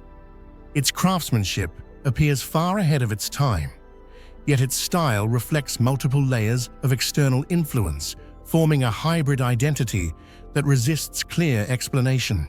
It seems not to belong fully to any single civilization, but rather resembles a surviving trace of an elite class that has vanished, taking with it an entire system of symbolic authority we no longer understand. Equally controversial is the hollow cavity at the back of the head, a precisely carved spherical chamber. Some archaeologists believe it once held cremated remains, transforming the statue into an urn for nobles. Others argue it contained ritual objects or sacred items. A more unusual theory proposes that the statue was not a statue at all, but a ceremonial mask, designed to be worn with the cavity serving as a fastening mechanism. Each possibility opens more questions. Who was placed inside the statue? Why would an object this refined be used simply to store ashes? And if it was a ceremonial mask, how sophisticated must that ritual have been? The facial features do not match typical Iberian anthropological traits. The straight high nose, deep-set eyes, and delicate symmetrical structure have led scholars to speculate about the identity of the depicted figure. She may have been an Eastern Mediterranean priestess, a foreign noblewoman, or an elite figure from a culture heavily influenced by seafaring civilizations. Yet another theory proposes that the statue does not portray a real person at all, but an idealized, sacred figure, the embodiment of divine beauty, crafted with extraordinary skill to emphasize spiritual authority. Traces of pigment on the surface reveal that the statue was once vividly painted. This means the original version of the Lady of Elche may have looked astonishingly lifelike, colored cheeks, shimmering jewelry, and a richly painted cloak. Such realism suggests the statue played an active role in rituals, perhaps displayed in a temple where light would illuminate its vibrant details. The ancient viewers likely saw not a stone carving, but a radiant living presence. From the moment it was discovered, the unusual refinement of the Lady of Elche led many scholars to question its authenticity. Some argued that the statue might be a 19th century forgery created by artisans whose skills far exceeded what ancient Iberian culture was believed to possess, as the perfection of its contours seemed beyond their capabilities. However, mineral stylistic and sediment analyses consistently indicate that the statue truly dates back thousands of years. Even though modern examinations support its antiquity, the lingering sense that it is too perfect to be real keeps a trace of doubt, alive evidence that the mystery surrounding the statue has never been fully resolved. The greatest mystery may not be its origin, but its function. No ancient texts mention it. No similar structures exist nearby. No ritual, complex architectural context or cultural framework survives to explain its place in Iberian life. It appears in isolation, like a lone fragment from a forgotten civilization whose records were erased. Was it the relic of an elite order, now vanished? Part of a lost ceremonial tradition? A masterpiece from an artistic school that disappeared without a trace? In archaeology, some artifacts force us to reconsider what ancient civilizations were truly capable of. The Lady of Elche is one such artifact, a reminder that history may not be as linear or as predictable as we assume. Its flawless beauty and advanced technique provoke deeper questions not only about art, but about humanity's past. Have we underestimated ancient skill? And if they could create something this extraordinary, what else might have existed now, lost entirely to time? Hidden beside the Danube River, between the towering cliffs of the Iron Gates region, Lepenski Vir has long been considered one of the most perplexing archaeological sites in Europe. When excavation first began in the 1960s, researchers believed they had simply uncovered a typical hunter-gatherer settlement. But the deeper they dug, the more they realized they had opened a doorway into a culture not only unusually ancient, but one that possessed artistic, architectural, and social sophistication, far beyond what its age should allow. Lepenski Vir was not just an old village. It was a civilizational island, isolated in time, where people achieved things no contemporary community elsewhere seemed capable of. What do you think? How could a Mesolithic community achieve such advanced architecture and symbolism? Share your thoughts in the comments below. The triangular architecture of Lepenski Vir is more than an unusual design. It reflects a level of spatial planning far beyond what any hunter-gatherer community of its time had ever achieved. Each house was built on a triangular or trapezoidal foundation, paved with crushed limestone mixed with red pigment, forming a material similar to proto-concrete. But the most astonishing aspect is the near-perfect uniformity. Every foundation faces the same direction, creating a spatial layout with clear mathematical intention. This suggests that the inhabitants of Lepenski Vir may have understood the river's flow patterns, the position of the sun, and even the migration cycles of the sturgeon. Such precision forces archaeologists to ask a difficult question: did they possess a system of measurement or spatial knowledge that we have yet to uncover? The sculptural art of Lepenski Vir is so remarkable that it overturns our understanding of aesthetic capability in the Mesolithic world. The stone figures' human faces, blended with features of fish and river creatures, appear in no other culture of the same era, and even civilizations that emerged thousands of years later show no comparable symbolic form. Their round eyes, curved mouths, and precisely symmetrical carved lines suggest an aesthetic logic governed by strict rules, as if the artisans were using a standardized symbolic language. This implies that their carvings were not merely decorative, but were meant to convey a worldview, a belief system, or a coded meaning that we have yet to decipher. The remarkable consistency in the art of Lepenski Vir shows that these ancient people were not carving at random, but were operating within a clearly structured symbolic system. The repeated proportions of the faces, the recurring round eyes and curved mouths, and the identical arrangement of carved lines suggest that the artisans were following a shared convention understood by the entire community. This gives their sculptures the character of a visual language, where every line and form carries a specific meaning. The choice of the half-human, half-fish figure as the central motif deepens the mystery even further. Was it a symbol of strength, a form of protection associated with the Danube, or the remnant of an early belief system centered on the great sturgeon? Whatever the explanation, it is clear that their art was not merely decorative, but embodied a level of abstract thought far ahead of its time.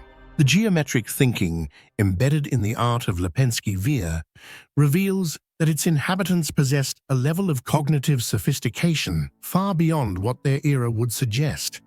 The repeating wave-like carvings, spirals, and the almost fixed ratios used to divide facial features imply that the artisans employed a form of intuitive mathematics.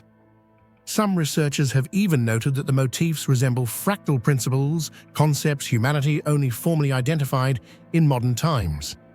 This not only demonstrates aesthetic refinement, but also reflects an organized form of abstract thought, something rarely associated with hunter-gatherer societies. When compared with other Mesolithic cultures, the contrast becomes striking. Elsewhere, we find only rudimentary stone tools, whereas at Lepenski Vir, we encounter a structured artistic tradition passed down through generations, like a form of esoteric knowledge. Such consistency suggests that the community was not merely producing artwork, but deliberately constructing an aesthetic system governed by rules once sophisticated enough to astonish the modern world. Beyond sculpture, each house in Lepenski Vir contained what appears to be a stone altar consisting of a stone base, an ash pit, and sometimes animal bones.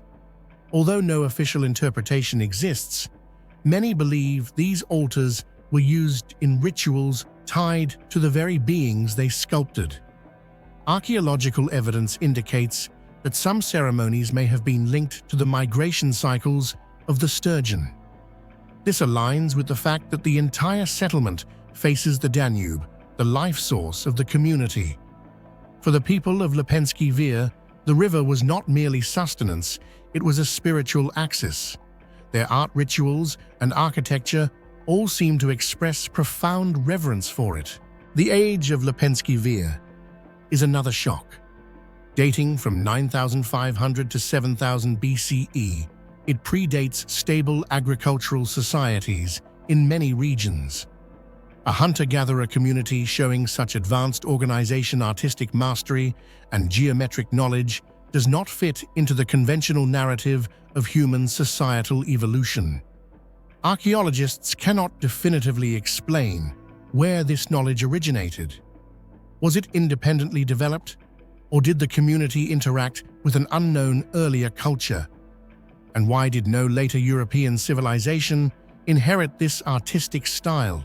The disappearance of Lepenski Vir remains one of the most perplexing questions in European archaeology. After existing for millennia, the settlement shows no evidence of war, disease, or natural disaster common causes behind the collapse of ancient communities. Instead, the people of Lepenski Vir seem to have quietly merged with incoming Neolithic farming groups from Anatolia. Yet this gradual assimilation cannot explain why their entire artistic system vanished without a trace.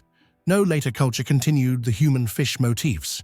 No one preserved the stone altar structures, and no surviving tradition reflects the sophisticated symbolic language once present here. It is as though this extraordinary aesthetic system existed only in a single fleeting moment of history, then abruptly disappeared when the very community that created it ceased to exist. Many house foundations at Lepenski Vir share nearly identical proportions in length, width, and inclination, suggesting the existence of a measuring principle that remains unidentified today. This uniformity stands in stark contrast to the randomness typical of hunter-gatherer communities, which usually built structures based on immediate necessity rather than standardized planning. Some scholars propose that the inhabitants may have used a kind of standard unit to replicate houses with remarkable precision. If this hypothesis is correct, Lepenski Vir is not merely an ancient settlement, but evidence that technical thinking emerged far earlier than traditional history has ever acknowledged. When we piece together the architecture, art rituals, age, and disappearance, Lepenski Vir emerges as an isolated civilization, developing along a unique trajectory, ultimately absorbed before leaving any direct descendants. But this is exactly why it remains such a profound mystery. How could a society capable of producing mathematically informed, symbolically rich, systematically structured art simply arise among hunter-gatherers and then vanish? Lepenski Vir reminds us that history is not linear.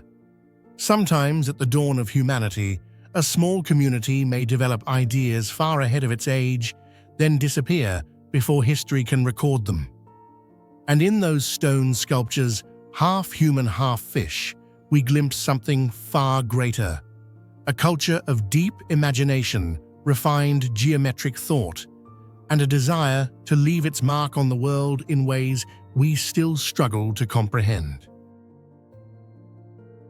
Cancho Roano is one of the strangest and most perplexing archaeological sites on the Iberian Peninsula, a structure resting quietly in the plains of Extremadura, yet containing layers of meaning far beyond anything previously known about pre-Roman cultures. When archaeologists first approached the site, they assumed they were looking at a typical Tartessian or Iberian ceremonial center. But the deeper they excavated, The more they examined each layer of brick, each offering each trace of controlled burning, the more Concho transformed into a paradox, an anomaly that fits none of the religious, political, or architectural models known from the ancient world around it. What makes this place extraordinary is not only its age or level of preservation, but the fact that the entire essence of the structure seems suspended among three identities: a sacred temple, a seat of political power, or a mysterious sacrificial complex. And to this day, no one can confidently classify Concho as any single one of them. What do you think Concho truly was? A temple, a palace, or an entirely different kind of structure we've never seen before? Share your thoughts in the comments below. The architecture of Concho is not merely unusual. It nearly challenges our understanding of the technological capabilities of people from that era. Its floor plan is almost perfectly square, with axes aligned so precisely that any deviation is minimal, and the central sanctuary is enclosed by multiple layers of rooms and corridors arranged according to a logic far too deliberate to be accidental. The clear symmetry and the mathematically precise division of space make the structure resemble the product of an architectural tradition that far more advanced than what we expect from Extremadura in the 6th–4th centuries BCE. This region was not a political or intellectual center, so why would a structure more refined than many major contemporary cities appear here? Who conceived the design, took the measurements, and carried out the construction using methods that even modern archaeologists struggle to reconstruct? All of this leads to a deeper question. For what purpose was such perfection? Created political authority, religious ceremony, or some mysterious form of ritual activity that we still do not fully understand? What complicates the mystery even further is the lack of any identifiable deity worshipped at the site.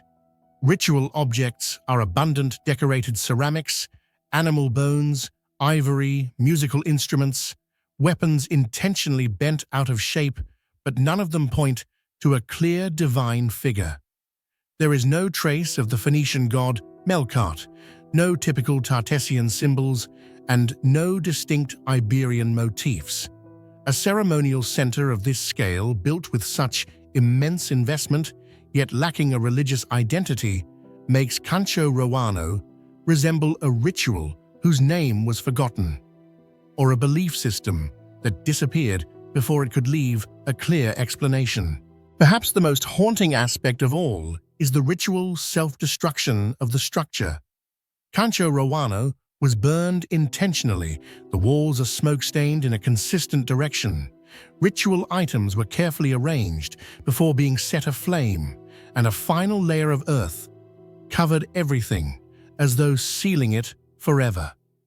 These are not traces of war, nor of accidental fire. It appears the very community that built the site conducted a formal ending ceremony, closing a chapter and ensuring that no one would ever use the place again. Why did they do this? What were they trying to hide, protect, or honor? The solemnity of this destruction suggests that Concho completed a mission, but what that mission was remains entirely unknown. As we peel back each layer of mystery surrounding Concho, one central question always returns: what exactly was this structure? A temple, a palace, or a sacrificial complex? Each hypothesis has supporting evidence, yet none can fully account for all the traces left behind. If interpreted as a temple, the repeated ritual layers, bent weapons, animal bones, and abundant offerings clearly align with religious practice. But a temple does not require so many administrative rooms, nor such a large quantity of luxury goods imported from distant regions, and it is almost unheard of for Iberian religious architecture to be surrounded by a water-filled moat. If seen as a palace, the complex layout and presence of luxurious objects makes sense, reflecting the authority of a powerful regional leader. But what kind of palace leaves no signs of daily life? No kitchen, no living quarters, no evidence of permanent habitation. And why would a palace end with a solemn, ritualized burning, similar to a sacrificial act? Meanwhile, the hypothesis of a sacrificial site fits the ritual evidence, but cannot explain the architectural sophistication. A sacrificial place does not require near-perfect symmetry, multi-layered room systems, or offerings so lavish that they exceed the norms of the region. All of this places Cancho Roano in an ambiguous zone that defies classification, too religious to be a palace, too administrative to be a temple, and far too refined to be merely a sacrificial platform. Perhaps its true nature was a hybrid institution, lost to history, a unique ceremonial political center that vanished from human memory. It is precisely this hybrid nature that prevents Cancho Roano from fitting into any known category. It displays religious features, but has no god. It has palace-like complexity, but no residency. It contains sacrificial elements, yet surpasses every known model of sacrificial architecture. The entire site feels like a merged institution, a ceremonial, political ritual center, unlike anything else in Europe at the time. It may reflect a belief system that completely vanished, or a form of governance and ritual integration that history never recorded. What makes Cancho Roano even more perplexing is that it is not a solitary monument. Nearby, two other structures share almost the same layout, ritual objects and traces of intentional burning, yet none of them are perfect matches. This similar but not identical pattern suggests that the three sites once functioned as interconnected nodes within a larger ceremonial system, one that was clearly organized and purposeful, but whose meaning has completely vanished from historical memory. The fact that all three were built in such remote, sparsely populated areas deepens the mystery who traveled here. What drew them to gather in these places?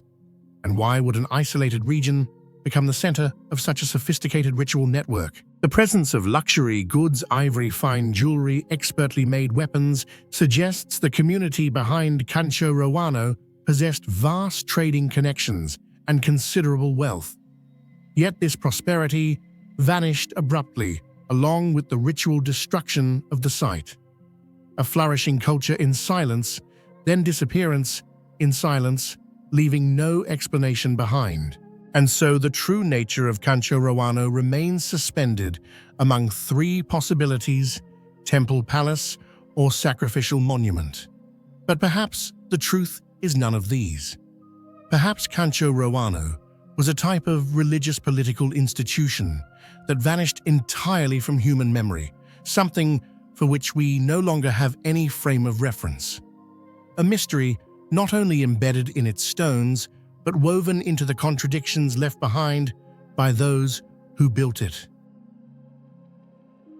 Amid the magnificent Puuc structures of Uxmal, where temples and stone palaces rise layer upon layer to tell the refined story of the Maya civilization, there exists a mystery deliberately concealed by time. The forgotten Sun Pyramid, a structure that seems to have once played an important role, yet has almost completely vanished from official archaeological records. Strangely, even though Uxmal is renowned for its precise astronomical planning and clearly defined ceremonial complexes, this supposed sun pyramid is neither named nor described nor acknowledged in many formal documents, as if all traces of it were intentionally pushed into darkness.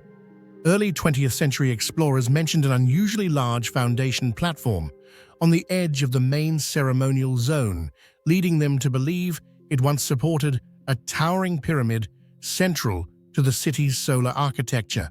Yet over time, these accounts faded away, surviving only as vague lines in old neglected reports rarely discussed by modern archaeologists. What remains today is merely an eroded stone platform, a patch of earth covered in grass and dust, and this silence deepens the mystery even further. Its foundation, far larger than the surrounding structures, suggests it was once one of the most significant constructions in Uxmal. However, what troubles researchers is not only its size, but its strange orientation, completely misaligned with Uxmal's strict ceremonial layout. In a city famous for astronomical precision, such deviation is an anomaly. It raises the possibility that the structure was older than Uxmal, built by an earlier cultural layer, or that it served a function so different the later Maya did not want to integrate it into their religious framework. But all of this remains speculation, as no one has enough evidence to determine its true purpose. Why do you think such a massive structure could disappear almost entirely from the archaeological record? Share your thoughts in the comments below. The most intriguing and central mystery lies in the strange relationship between this structure and the sun. Some independent researchers observed that on certain days of the year, the morning sunlight strikes the platform at a perfect angle, as if the structure had been deliberately designed to capture that beam. But if it truly were a sun temple or an observatory, then why is there no trace of rituals associated with a sun deity? No carvings, no inscriptions, no symbolic iconography, no typical astronomical features such as solar windows or alignment corridors. Absolutely no indication that the Maya used this place to track solar cycles the way they did at better-known sites. The sunlight still arrives at the precise moment, as if the structure remembers its purpose, even though humans do not. This deepens the enigma, a structure activated by nature at key times of the year, yet leaving no trace of ritual or religion. Why would the Maya build such a complex construction and then not use it the way they used all their other solar architecture? Or perhaps this structure was not built by the Maya at all, but by an older group with a completely different understanding of the sun. One of the most controversial hypotheses suggests that this structure may once have been an experimental architectural platform built by the earliest inhabitants of the Puuc region to study the movements of the sun, before developing more complex temples. However, when the remaining foundation is examined closely, the story becomes harder to accept. Its immense scale far exceeds anything that could reasonably be considered a mere experiment, as if it had been designed for a purpose far more significant. What is even more mysterious is that the later Maya not only chose not to preserve or expand it, but appeared to let it fade deliberately. The removal and reuse of its stones in younger constructions indicate that this was not a natural collapse, but a process of intentional dismantling, something extremely rare in Maya tradition, where sacred structures were usually respected, restored, or built over. This act of erasure raises a deeper question: what did this structure once contain? Or what did it symbolize that made the Maya feel compelled to wipe it from their own history? The most puzzling aspect is that throughout the entire body of Maya mythology, where the sun repeatedly appears as a sacred symbol across countless centuries, there is not a single story mentioning a sun pyramid in Uxmal. No legends, no folk memories, no later manuscripts record its existence. For a culture that placed the sun at the center of its calendar, agriculture, and ritual life, this silence becomes a paradox that is difficult to explain. A sun temple, under ordinary circumstances, should have held one of the most sacred positions yet. Here, it has vanished entirely from communal memory. This total absence suggests two possibilities. Either the structure was so ancient that it belonged to a time far beyond the collective memory of the Maya, or it originated from a pre-Maya community whose legacy the people of Uxmal did not wish to inherit, perhaps even viewed as something that needed to be removed as they established their own ceremonial identity. Old archaeological notes also indicate that the materials used in the foundation do not match typical Puuc style. The stoneworking techniques, block positioning, and even the type of stone differ noticeably. Some researchers consider this the strongest evidence for a cultural substrate, indicating the structure existed centuries before the Puuc period, possibly created by a much older indigenous community. If so, the beam of sunlight hitting the platform at a precise angle would not be accidental. It would be an architectural memory from a vanished culture, representing a calendar system the later Maya did not understand or did not wish to maintain. The location of this structure has long puzzled researchers, for instead of occupying a ceremonial center like typical solar monuments, it sits far off to the outer edge of the main complex, a position that seems incompatible with any worship-related function. This unusual placement opened the way for the hypothesis that it was not a temple at all, but rather an ancient calendrical marker, where early inhabitants tracked shifts in the sun's path, seasonal transitions, or astronomical cycles essential for agriculture. If this interpretation is correct, the structure served a measuring rather than ritual purpose, which may explain why later, Maya no longer used it. They had developed more sophisticated observational systems, rendering it obsolete. Yet the undeniable fact remains that the sunlight still strikes the platform precisely on key days of the year, a silent testament that someone long before the Maya designed it with remarkable knowledge of the sky. The structure may no longer stand intact, but its astronomical imprint persists, quietly challenging modern interpretations. Ultimately, the greatest mystery is not what remains, but what has been forgotten. If this was indeed a sun pyramid, why would Uxmal want to forget it? A structure activated by sunlight, built with strange techniques, carrying the traces of a different culture. Everything suggests it once played a significant role. Yet instead of preserving it, the Maya allowed it to collapse. Dismantled, it reused its stones, erased it from mythology and records, as if its existence contradicted Uxmal's official history. Perhaps the Forgotten Sun Pyramid is not merely a lost monument, but an entire chapter of history. Uxmal chose not to tell a chapter about an ancient culture, a lost solar knowledge system, and a secret that sunlight still tries to illuminate each dawn upon that abandoned stone platform. The Hochdorf chieftain's grave is regarded as one of the most striking and bewildering archaeological discoveries in Europe, not only because of its immense wealth, but also because of the layers of social and ritual significance it reveals about a culture that vanished more than 2,500 years ago. The grave is located in Baden-Württemberg, Germany, dating to around 530 to 500 BCE, during the Hallstatt period, the early stage of the Central European Iron Age. But from the moment archaeologists opened the massive tumulus, they immediately realized that what they were looking at was not merely the burial of a chieftain, it was the remnant of a highly organized, complex power structure far beyond what early Celtic history had ever suggested. Every artifact inside the grave was crafted with remarkable skill, bearing the marks of lost rituals, extensive trade networks, and traditions that no longer survive. Yet among all the grandeur, one single object surpassed everything else: the solid bronze bed. A one-of-a-kind artifact in all of European archaeology from this era. According to you, what does the unique bronze bed truly represent? Power, religion, or something we still don't understand? Share your thoughts in the comments below. When discussing the wealth of this grave, people often refer to the intricately carved four-wheeled chariot, the bright gold jewelry, or the enormous bronze cauldron capable of holding hundreds of liters of fermented drink. But while all these objects are astonishing, they still fit within what one might expect for an elite leader of early Central Europe. Only the bronze bed breaks every norm.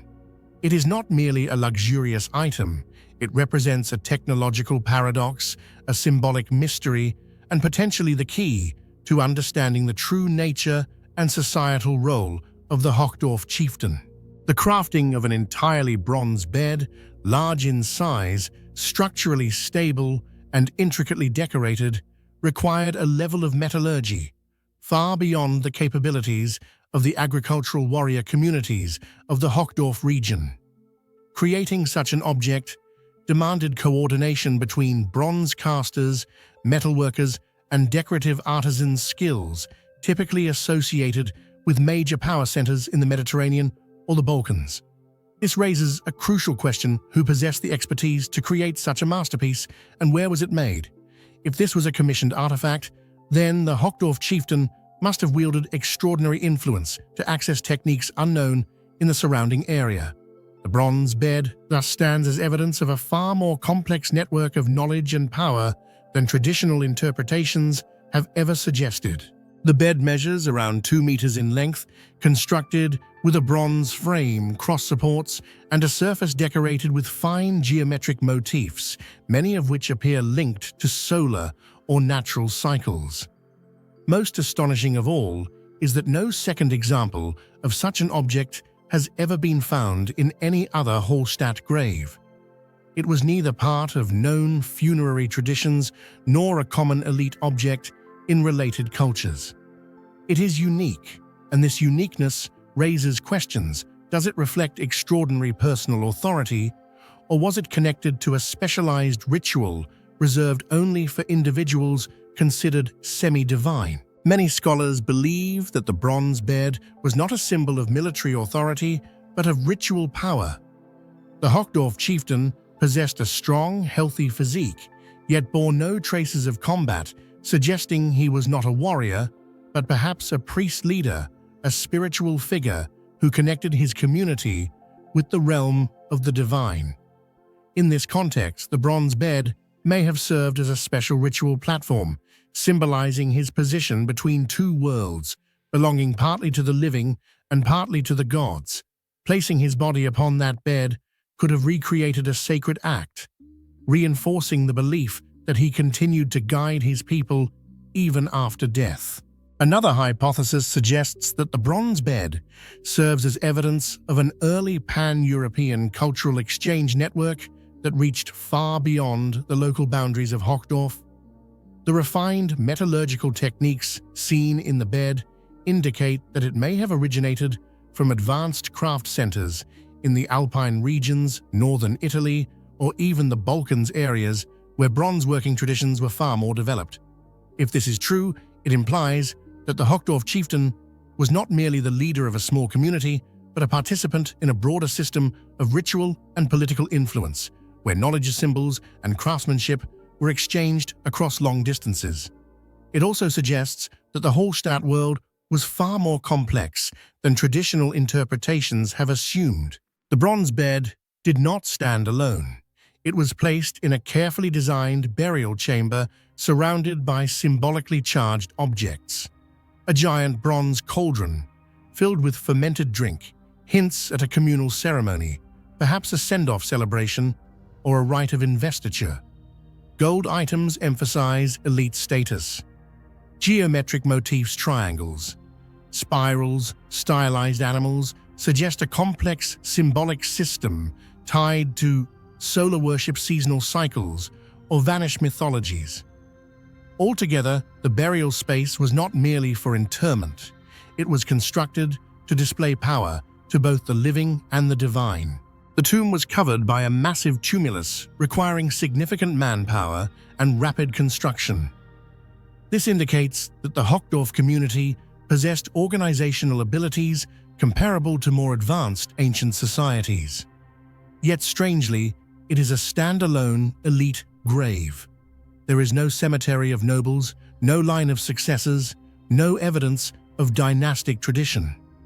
This paradox raises a central question: how could a leader of such status leave no ritual descendants? What happened after his death? Some scholars propose that the appearance of the bronze bed and the intense effort invested in constructing the tomb marks the brief peak of a newly formed hierarchy that collapsed soon afterward due to social upheaval, conflict, famine, or economic disruption. It is also possible that these elaborate practices were reserved for a single extraordinary figure, perhaps believed to be a divine incarnation, and that his death ended the tradition entirely. To this day, the Hochdorf chieftain's grave remains an unsolved archaeological puzzle. Every artifact offers a glimpse into the beliefs, power structures, and daily life of the Hallstatt culture, but the bronze bed remains the ultimate mystery, too sophisticated to be accidental, too unique to represent a common tradition, and too symbolically rich to dismiss as simple luxury. It forces us to reconsider whether early Celtic societies were far more complex than history textbooks suggest.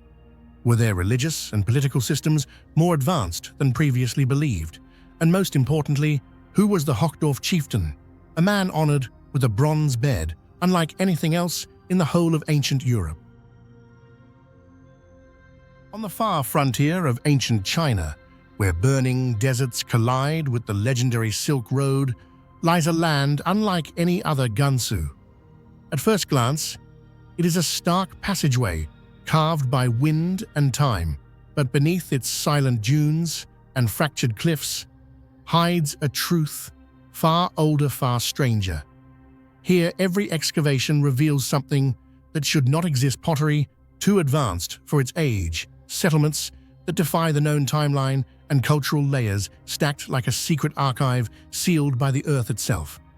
Gansu is not merely a corridor of trade, it is a buried vault of civilizations long forgotten, a place where each discovery forces historians to rewrite what they thought they knew about the origins of Asia. So, what do you think? Could Gansu be hiding an entire chapter of human history we've never uncovered?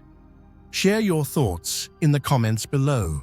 Gansu is one of the very few places on Earth where history does not appear as scattered traces, but as distinct layers, like a geological archive of humanity itself. Each stratum, when uncovered, reveals a different era, from Neolithic communities and early metallurgical remnants to Western geostructures and evidence of transcontinental trade. What confounds archaeologists most is the emergence of pre-Chinese cultures groups whose level of organization and technology does not align with any known historical progression. They seem to have existed, flourished, and vanished long before the first pages of Chinese historical records were ever written.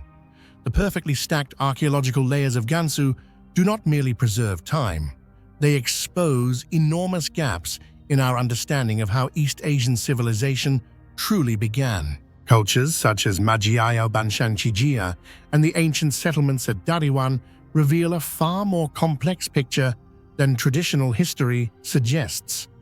Their pottery is not only aesthetically refined, but also demonstrates consistent, high-temperature firing, intricate geometric patterns, and colors that have endured through millennia, an advanced level far beyond that of contemporary communities.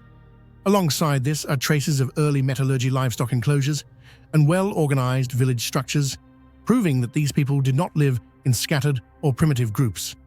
What remains puzzling is that these cultures have no direct connection to early Huatia, yet also do not resemble any neighboring civilizations. They occupy a strange middle ground, as if a lost branch of civilization once thrived here and then vanished, leaving behind incomplete fragments for later generations to piece together. The artifacts unearthed in Gansu reveal a level of advancement far beyond what is typically assumed of prehistoric communities.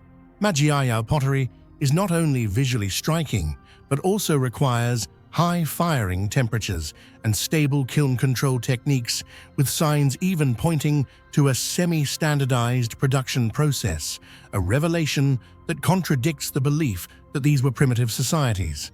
At Dadawan, the remains of house foundations, perimeter walls, and organized settlement layouts indicate the presence of a large, well-structured community, sophisticated enough to support intensive agriculture and a division of labor. These discoveries overturn long-held assumptions about technological development in prehistoric northern China. They raise an unavoidable question: did these groups acquire knowledge from an unknown source, or were they themselves a forgotten starting point for technological innovation in East Asia? One of the most perplexing mysteries of Gansu is the sudden cultural discontinuities that appear as if someone pressed a pause button on history itself. Many cultures that had thrived steadily for centuries abruptly vanished, with no signs of warfare, major natural disasters, or large-scale migration, the explanations typically used in archaeology. Instead, excavations reveal houses abandoned in haste, unfinished tools, and sediment layers showing that daily life stopped almost instantly. Some scholars once attributed this disappearance to climate change, but newer studies indicate that environmental conditions at the time were not severe enough to wipe out clearly organized communities. This has led many to speculate that we still do not fully understand the forces that once shaped the survival or collapse of early civilizations in this volatile frontier region. Gansu's strategic geography cannot be overstated. Located at the narrow passage of the Hexi Corridor, a vital route linking China with the western regions, any early civilization seeking westward expansion had to pass through here. As a result, Gansu became a massive convergence point of technologies, beliefs, religions, and even genetic exchange. This complex environment helps explain why pre-Chinese cultures in the region exhibit hybrid traits, both East Asian elements and markers of trans-Eurasian influence. The Mogao Caves are renowned for their magnificent Buddhist murals, but what makes this place one of Asia's greatest mysteries is the sealed library, a small chamber containing tens of thousands of sutras, silk paintings, documents, and diplomatic records hidden away for more than a millennium. The puzzling part is that no one truly knows why this room was sealed. Some theories suggest that monks concealed the texts during times of turmoil, while others argue that the chamber held information too sensitive for its era records of vanished ethnic groups, ancient rituals, or evidence of cross-regional exchanges far earlier than official history acknowledges. The fact that the room was discovered almost completely intact only deepens the enigma, as if time itself deliberately preserved a fragment of memory that humanity is not yet ready to fully understand. Gansu's climate presents a contradiction. The region is dry, harsh freezing in winter and scorching in summer conditions, unsuitable for the rise of any major civilization. Yet somehow, pre-Chinese cultures here thrived, developing stable settlements, producing exquisitely crafted tools, and creating vibrant pottery. Why, researchers do not yet know. Trade routes may offer part of the explanation, but the level of cultural development indicates something more perhaps advanced: agricultural techniques, water management systems, or ancient knowledge that humanity has since forgotten. The mummies of the Tarim Basin, located right along the border of Gansu, continue to raise major questions about the movement and interaction of ancient populations. These individuals with blonde hair, high noses, and intricately woven clothing lived thousands of years ago and are completely unlike any known East Asian groups of the same period. Their presence near Gansu suggests that this region once witnessed cultural contact far earlier than historical records acknowledge. But who were they? Where did they come from? And why did a community with such distinct skills and identity vanish without a trace, leaving only their preserved bodies beneath the dry sands to challenge modern understanding? Across the northern grasslands and along the Hexi Corridor stand isolated fortresses whose ages are uncertain and whose structures do not match the architectural styles of any Chinese dynasty or nomadic tribe. Even more puzzling is that many of these constructions occupy positions with no defensive value whatsoever, as if they were built for an entirely different purpose. Some scholars suspect they may have once served as ancient astronomical observatories, ceremonial sites, or even symbols of authority belonging to a now vanished power. The silence of these stone walls leaves the modern world with nothing but speculation, for no surviving records explain who built them or why. Lastly, local legends speak of a sky path, an ancient passage said to cut through mountains, consistently described across various historical records, even from times when stone engineering had not yet advanced. No one knows whether this was a real prehistoric structure or a symbolic myth, but its persistent presence in the cultural memory adds yet another layer of mystery to the already enigmatic Gansu. High on the desolate Tibetan plateau lies the ghost of a kingdom that should never have disappeared. Giza Kingdom, once a radiant beacon of art, faith, and power, now survives only as windswept ruins carved into desert mountains. But what draws the world's obsession is not its rise, it is its impossible fall. Giza did not fade slowly, nor crumble through centuries of decline. Instead, it vanished almost instantly, as if an entire civilization was erased in one silent breath of history. No chronicles explain it, no battlefield scars confirm it, and every excavation only deepens the riddle. How could a thriving kingdom be extinguished in a single night without leaving even a clear trace of its final moment? What do you think truly caused the entire Guj kingdom to disappear in just one night? Share your thoughts in the comments below. Guga once served as the political and spiritual heart of Tibet during a turbulent era when Buddhism had declined and needed revival. Ancient records describe it as a small kingdom with influence stretching across the entire Himalayan region thanks to its unique blend of secular power and deep religious life. What makes Guga truly remarkable is its ability to flourish in one of the harshest environments imaginable: freezing temperatures, barren rocky terrain, and desert winds that sweep through the plateau year-round. Yet the people of Guga managed to construct an extraordinary architectural complex of hundreds of man-made caves, multi-level monasteries, and buildings carved directly into towering cliff faces. The entire site forms a vertical city where steep stairways, winding passageways, and cavernous stone chambers weave together into a vast labyrinth. The durability of these structures after centuries of erosion stands as undeniable proof of Guga's exceptional engineering skills, a mastery that continues to astonish archaeologists today. What astonishes researchers most about Guga is the brilliance of its murals, which have remained vivid despite centuries of exposure to wind, sand, and the harsh, dry climate. Deep blue cinnabar reds, golden yellows, and jade greens are blended with remarkable sophistication, reflecting strong influences from India, Nepal, and Kashmir. Together, they form an artistic tradition unique to Gugi and unmatched by any other civilization. The true mystery lies in their durability. Although centuries have passed, the colors have faded only slightly, a stark contrast to many other ancient sites whose murals have nearly vanished. The techniques used to mix pigments, the binding agents, and even the mineral sources behind these vibrant hues remain unexplained.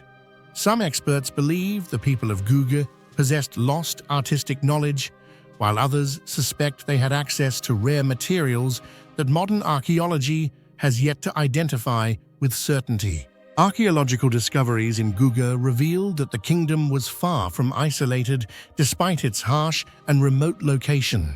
Researchers have uncovered South Asian-style gold and silver artifacts, Kashmiri Buddhist statues, and numerous decorative objects clearly influenced by Hindu artistic traditions. These findings indicate that Guga was once part of a vast trade network stretching across the Himalayas. The mystery, however, lies in the logistics. Such trade routes would have been nearly impossible to traverse given the treacherous terrain, extreme climate, and oxygen-thin altitude. If these routes truly existed, why have they not been identified? And how could a small kingdom in a high desert wilderness maintain such far-reaching commercial connections? Beneath the structures, researchers discovered tunnels and sealed chambers. Some show signs of being used as storage rooms. Others reveal no traces of activity, fueling theories that these spaces might have held sacred texts or treasures before the kingdom's collapse. The more archaeologists uncover, the more Guga resembles a highly organized society with knowledge far surpassing its population size. Despite all its accomplishments, Guga's most astonishing aspect is the mystery of its disappearance. According to Tibetan tradition, the kingdom was besieged by forces from Ladakh in the 17th century. Yet strangely, archaeological evidence shows no signs of a massive battle, no thick layers of ash, no abundant broken weapons, no burnt remains, and no records describing total destruction. What remains looks more like a city abandoned suddenly rather than one violently destroyed. This has led many scholars to believe that the siege narrative may be only partially true, or perhaps an exaggerated story added later. One of the most frequently discussed hypotheses is that Guga collapsed because its water sources vanished, a critical lifeline on the arid plateau. A slight geological shift, a redirected underground stream, or an unrecorded natural disaster would have been enough to force the entire population to leave. Yet the mystery lies in the evidence. Everything suggests that the abandonment happened almost instantly, not through a gradual decline. There are no traces of major flooding, severe drought, or signs of widespread panic. And the greatest unanswered question remains: where did they go? No migration trails, no descendant communities, and no evidence of the Giza people resettling elsewhere have ever been found. Another explanation for Giza's disappearance suggests that the kingdom fell into a severe internal crisis. Fragmented clues found in local legends and regional records hint at possible religious conflicts between Buddhist factions or power struggles within the royal family that may have led to a coup. Some scholars even propose the possibility of an uprising by local inhabitants as resources dwindled. However, all of these theories rest on uncertain ground, as no contemporary documents describe the kingdom's final years. This total absence of information, no official texts, no court records, no pilgrimage notes, shrouds Giza's collapse in a dense veil, as if history itself had deliberately erased every trace. It reinforces the eerie impression that Giza was swallowed by time at the very moment its tragedy unfolded. It is also difficult to understand why a major civilization, with monasteries, artisans, builders, and traders, chose to settle in a harsh, high-altitude desert where soil is barren, winds are freezing, and resources are scarce. The fact that Giza not only survived but thrived for centuries suggests they possessed unique methods of survival, water management, and social organization that modern researchers still do not fully grasp. Today, visitors climbing the old stairways leading to the ruins often describe the feeling of stepping into a world frozen in time, a place once filled with Buddhist chants, bustling merchants, mural painters, and lively philosophical debates. Yet everything has vanished, leaving behind an almost absolute silence. A once flourishing kingdom, a center of knowledge that influenced the entire Himalayan region, disappeared without leaving a clear explanation.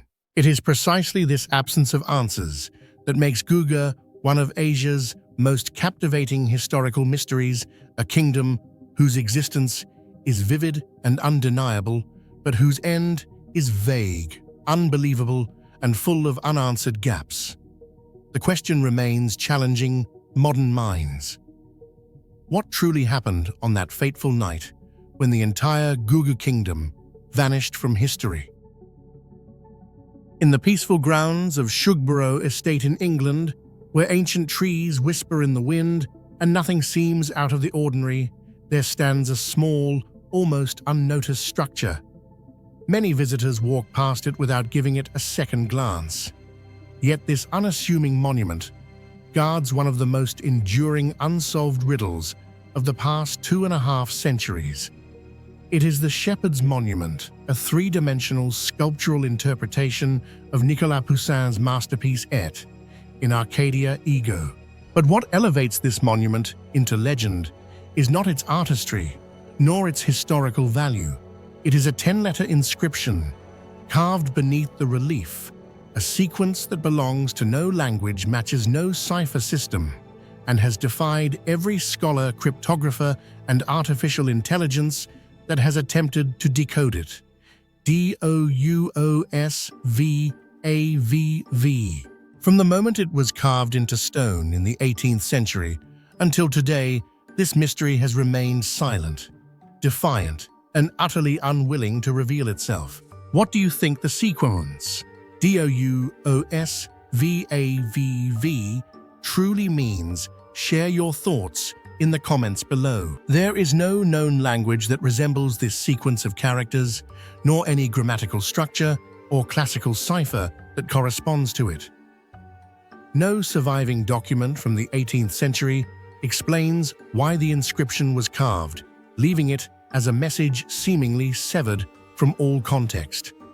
Anyone who approaches it is drawn into its silence, a silence that feels as though it is challenging human intelligence before sending observers away in confusion. Because it cannot be placed within any decipherable framework, this 10-letter sequence becomes a paradox too short for meaningful analysis, yet far too complex to understand, to the point that even modern artificial intelligence and military cryptography experts have been unable to decode it. Throughout 2.5 centuries, countless theories have been proposed, but remarkably none has ever reached the level of broad acceptance. The inscription stands as though deliberately resisting understanding, as though it were a private cipher meant only for a select group, one that, if it ever existed, has taken its secret to the grave. What makes the inscription Dosvav nearly impossible to decipher is that it follows none of the recognizable patterns scholars rely on. If it were an acronym for a Latin phrase, at least some grammatical rules should appear. If it were a Caesar cipher or a simple substitution code, it would have been cracked long ago. If it carried religious symbolism or encoded messages from secret societies, traces of those traditions would show up somewhere. Yet this string of letters stands completely isolated, offering no clues to hold onto. It is too short for meaningful statistical analysis, yet unusual enough to disrupt every intuitive line of reasoning. This absolute lack of pattern is precisely what drives cryptographers from classical to modern methods into a dead end. Researchers once believed that understanding the context would reveal the answer. Shepard's monument is based on Poussin's painting, which is tied to legends of Arcadia, an ideal land, a lost paradise, and even a symbolic realm of the afterlife. Beneath the scene of shepherds reading an inscription on a tomb, the sculptor at Shugborough added a second message. Many therefore assumed that the monument contains a layered cipher connected to the deliberate alterations made to Poussin's original composition. Yet after examining every gesture, every gaze, and every shift in layout, art historians still found no concrete clues. The involvement of Thomas Anson in this story makes the mystery of the Shepherd's Monument even harder to unravel. He was not only the owner of Shugborough Estate, but also a prominent figure within the discreet philosophical circles of the 18th century English elite. His association with the Society of Dilettanti, a group of aristocratic scholars fascinated by archaeology symbolism and philosophical ideas blending East and West, leads many to believe that the inscription Dosvav may have been a coded message understood only by members of the society. If this inscription was intended as a challenge for a select circle of intellectuals, then the public's inability to solve it might have been entirely deliberate. What remains perplexing, however, is this: if the message was meant only for insiders, why carve it openly in stone for all to see? And why would Anson choose a modified version of Poussin's painting already layered with symbolism to embed such a message? This tension between what is public and what is secret has caused every theory to contradict itself, and to this day, no explanation has been convincing enough to determine Anson's true intention. The theory suggesting that the inscription Dosvav is connected to the Knights Templar has long captured the imagination of many, especially during the 20th century when conspiracy theories flourished. Some believe the sequence might conceal coordinates, a secret religious message, or even clues to the Templars' lost treasure. However, historians have examined all available records and found no evidence that Shugborough was ever linked to the order. The tendency to attribute every unexplained mystery to the Templars has become a common pattern, but in this case, it merely reflects the frustration of researchers facing a sequence too elusive to interpret, one that pushes every hypothesis towards speculation without foundation. Some modern scholars take a gentler approach, suggesting that the sequence DOUSVAVV may not be an ancient cipher or a religious message at all, but simply an abbreviation with a private meaning known only within the Anson family. Some speculate that it could be a dedication, a personal expression of affection, or a coded phrase understood only by those close to the family. Interpretations such as D stands for dear or dedicated to may sound plausible, but they are ultimately too subjective, as the sequence can be decoded in countless arbitrary ways. When a cipher can yield dozens of different solutions, it means it has not truly been solved. Thus, instead of bringing us closer to the truth, this theory only deepens the mystery surrounding the inscription. The Shepherd's Monument itself is a riddle. Built in the mid-18th century, its style and purpose do not align with the overall architecture of the Shugbra estate. It is not an actual tomb, not a memorial, and not a typical decorative structure. Every indication suggests that it was created with deep symbolic intention, yet the symbolism lacks any key to decode it. By placing the inscription directly beneath the shepherd's scene, Anson and the sculptor seem to urge viewers to connect the two elements, implying that the monument is the riddle and the inscription the answer. But paradoxically, that answer has only become a question, even larger than the original mystery. Modern analyses, including frequency studies, positional tests, and AI-powered interpretations, all reach the same conclusion: the inscription matches no known cipher system. AI can generate hundreds of plausible interpretations, yet the most probable answer remains indeterminate. A 10-letter cipher, if deliberately meaningless or crafted to mislead, can be nearly impossible to break by statistical methods. This leads to the most unsettling theory of all: the inscription may intentionally have no solution, yet its unsolvable nature is exactly what gives the monument its unique power. It stands as a reminder that even in an era where technology can dissect almost every ancient secret, some mysteries remain beyond reach. A simple string of letters can defeat scholars, treasure hunters, enthusiasts, and even the strongest analytical tools of today. Perhaps the Shepherd's Monument hides no treasure, no Templar code, and no sacred knowledge at all. It may simply be a personal puzzle, or even a playful intellectual trick from the 18th century. Yet, it is precisely this ambiguity that makes it one of England's most captivating mysteries, a place where a short inscription has outlived every theory, every interpretation, and every confident declaration. And until a definitive answer appears, if such a moment ever comes, the sequence DOUSVAVV will remain a sealed door, a whisper from the past challenging the modern world. Try to decipher me. Pobazin, standing alone on an island in the middle of Lake Terrakol in remote Siberia, has long been regarded as one of the most enigmatic archaeological sites in Eurasia. Dating back to around the 8th century, the structure astonishes researchers not only because of its completely isolated placement, but also because of the many unanswered questions surrounding its true purpose. When examining Pobazin, the first thing that confounds archaeologists is its geographic position, which cannot be explained by any military, administrative, or economic model of any civilization of its era. A fortress, if it truly were one, should lie along a trade route, on a defensible hilltop, or near a population center. Yet Pobazin stands alone in the lake, cut off from all ancient human movement, causing the military hypothesis to lose almost all plausibility.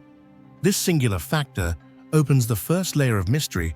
If not for defense, then why was this structure built? Why do you think ancient builders chose such a completely isolated location in the middle of a lake for Pobazin? Share your thoughts in the comments below. When examining the structure of Pobazin more closely, one truly begins to grasp the level of sophistication that far surpasses an ordinary ancient construction. Despite standing on a small island, almost entirely isolated from the mainland, the entire complex is planned with astonishing precision. Its earthen walls form a nearly perfect rectangle. The architectural axes align flawlessly, and the east-facing gate appears intentionally positioned as a ritual element. Inside, the rows of rooms in the central courtyard are arranged symmetrically, reflecting design principles reminiscent of the Tang dynasty, an extremely puzzling feature for a site located deep within Turkic nomadic territory. From wall-building techniques to spatial organization and the creation of a courtyard resembling that of a palace or monastery, every detail demonstrates a level of engineering far beyond what local communities of that era would have had. Altogether, Purbajan gives the impression of an imported architectural model, either replicated or experimentally adapted to the harsh natural conditions of Siberia, leaving modern researchers still unable to determine the true origin or intended purpose behind such remarkable craftsmanship. Another perplexing aspect of Purbajan is the near-total absence of human activity throughout its history. Excavations reveal almost no traces of long-term habitation.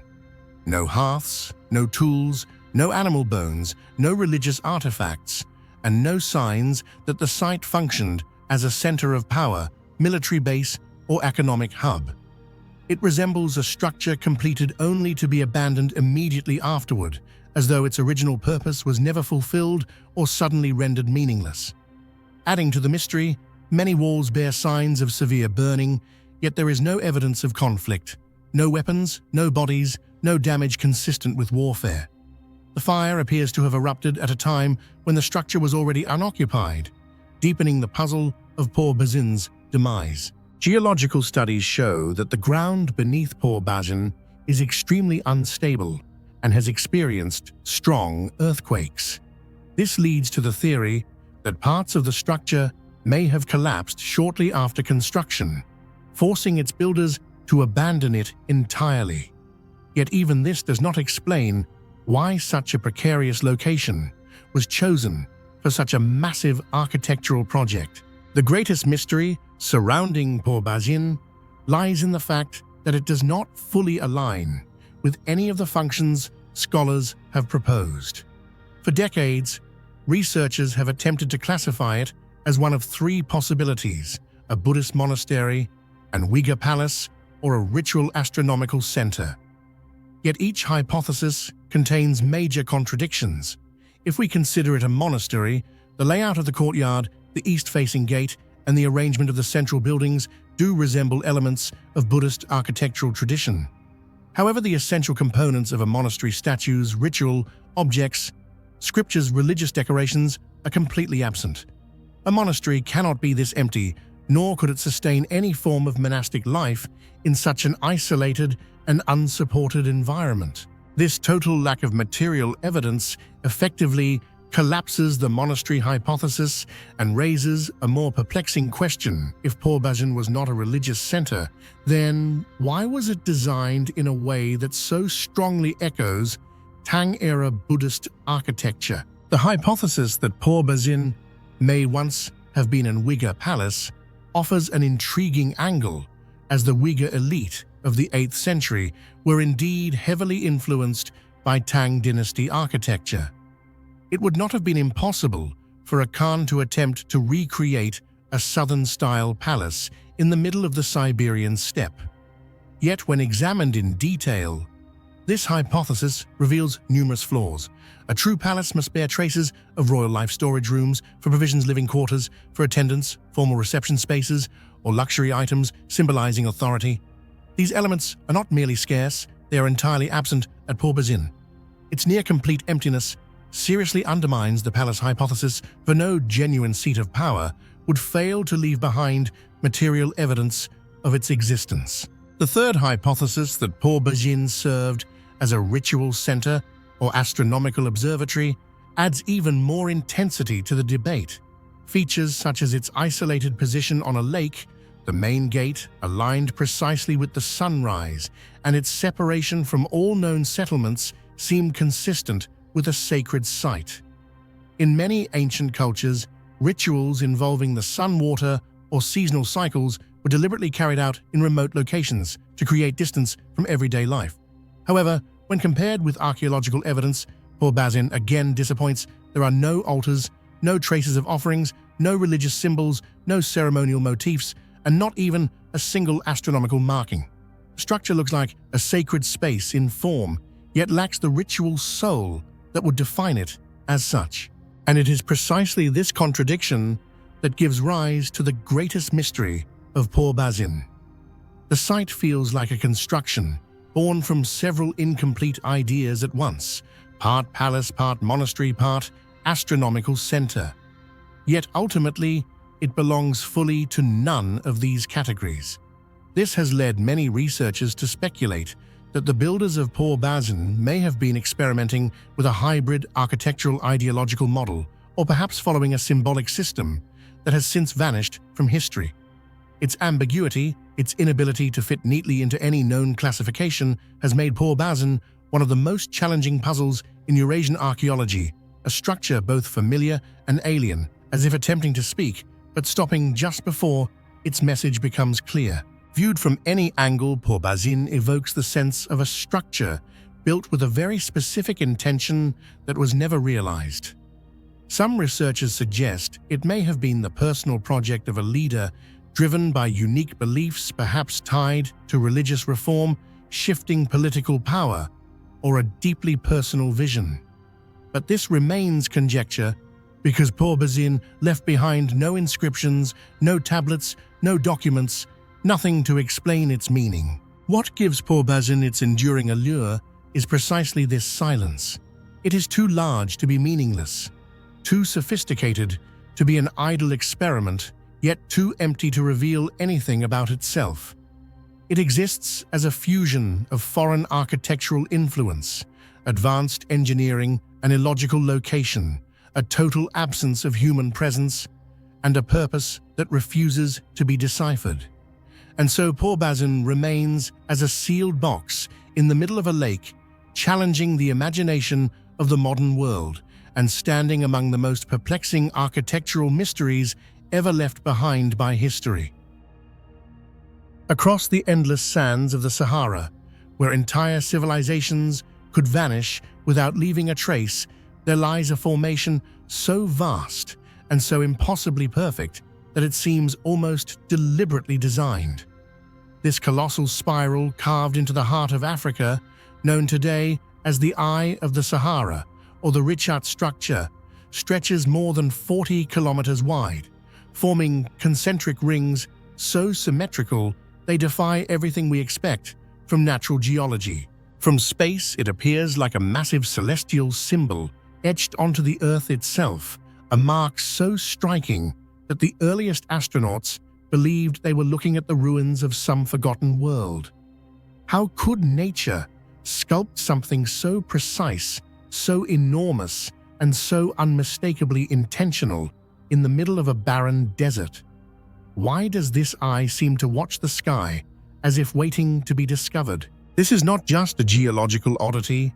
It is a riddle, one that has challenged scientists, fueled myths, and forced humanity to confront the limits of what we think we know about our own planet. What do you think the Eye of the Sahara truly is? A rare natural phenomenon or evidence of something far beyond what we can imagine? Share your thoughts in the comments below.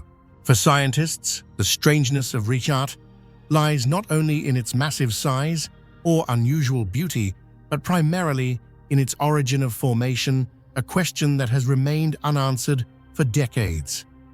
This is precisely what makes the Eye of the Sahara the center of debates, hypotheses, and even stories tinged with mysticism. When the Richat structure was first documented in the early 1960s, many geologists believed they were looking at the mouth of an ancient, long-extinct volcano. Its perfectly circular shape and concentric rings seemed to offer the strongest support for that idea. Yet detailed rock analyses quickly shattered those expectations. There were no traces of lava, no layers of thermally altered stone, and no remnants of magma that had ever pierced the surface. A volcanic crater with absolutely no volcanic evidence, this contradiction forced researchers to abandon what once appeared to be the most obvious explanation. After the volcanic hypothesis was dismissed, scientists turned to another possibility. A massive meteorite might once have crashed into the Sahara and carved out this immense circular form. The near-perfect symmetry of the Richat structure led many to believe It was a scar from the era when Earth endured relentless cosmic bombardments during the Hadean and Archean eons. However, geological surveys quickly poured cold water on this compelling idea. There were no signs of shock deformation, no crushed or shocked quartz, and no strongly compressed rock layers, all of which are essential indicators of a genuine impact crater. Here was a formation shaped exactly like an impact site, yet completely lacking the evidence of an impact. This contradiction deepens the mystery of the Eye of the Sahara even further. When both the volcanic and meteor impact hypotheses failed to hold up, geologists turned to what seemed like a more reasonable explanation. The Richat structure may once have been a massive geological dome, uplifted by deep movements within the Earth before being eroded over millions of years. According to this model, wind and water gradually stripped away the rock layers, eventually revealing the concentric rings we see today. However, upon closer examination, this hypothesis also exposes several difficulties.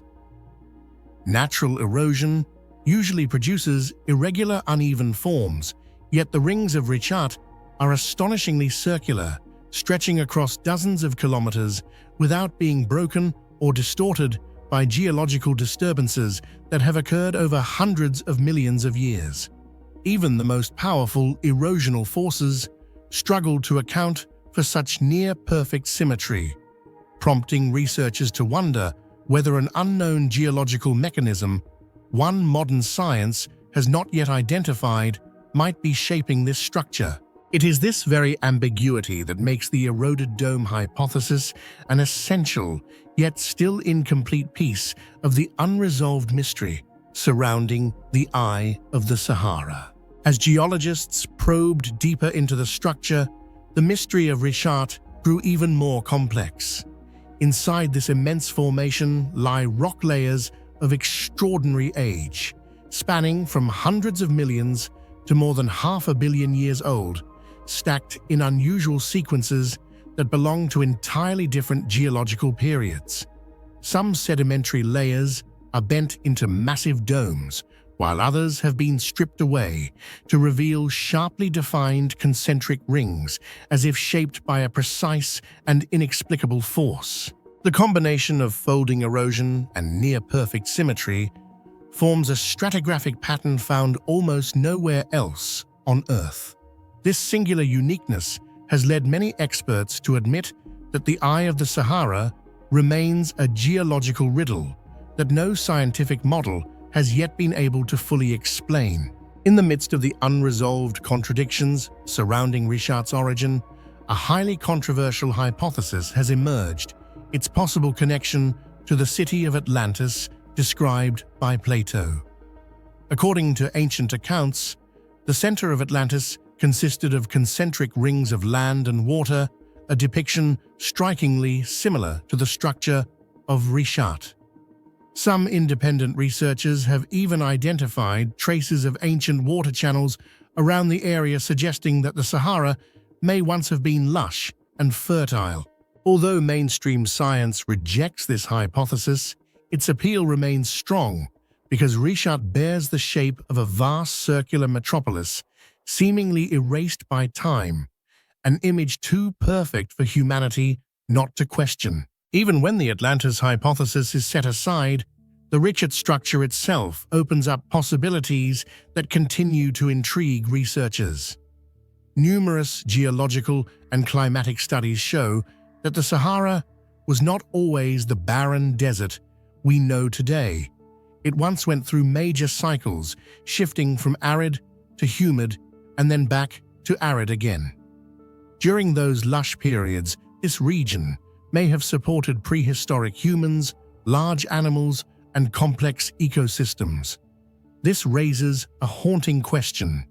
Could the Richat structure have played a role in a culture that has completely vanished from human history? One fact remains clear: there is no evidence of ancient architectural construction around Richat.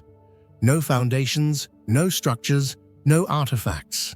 This absence intensifies the mystery. Richat looks like a man-made monument, yet it undeniably is not. Today, the mystery of Rishat lies not just in its appearance, but in the contradiction between what we observe and what science can explain.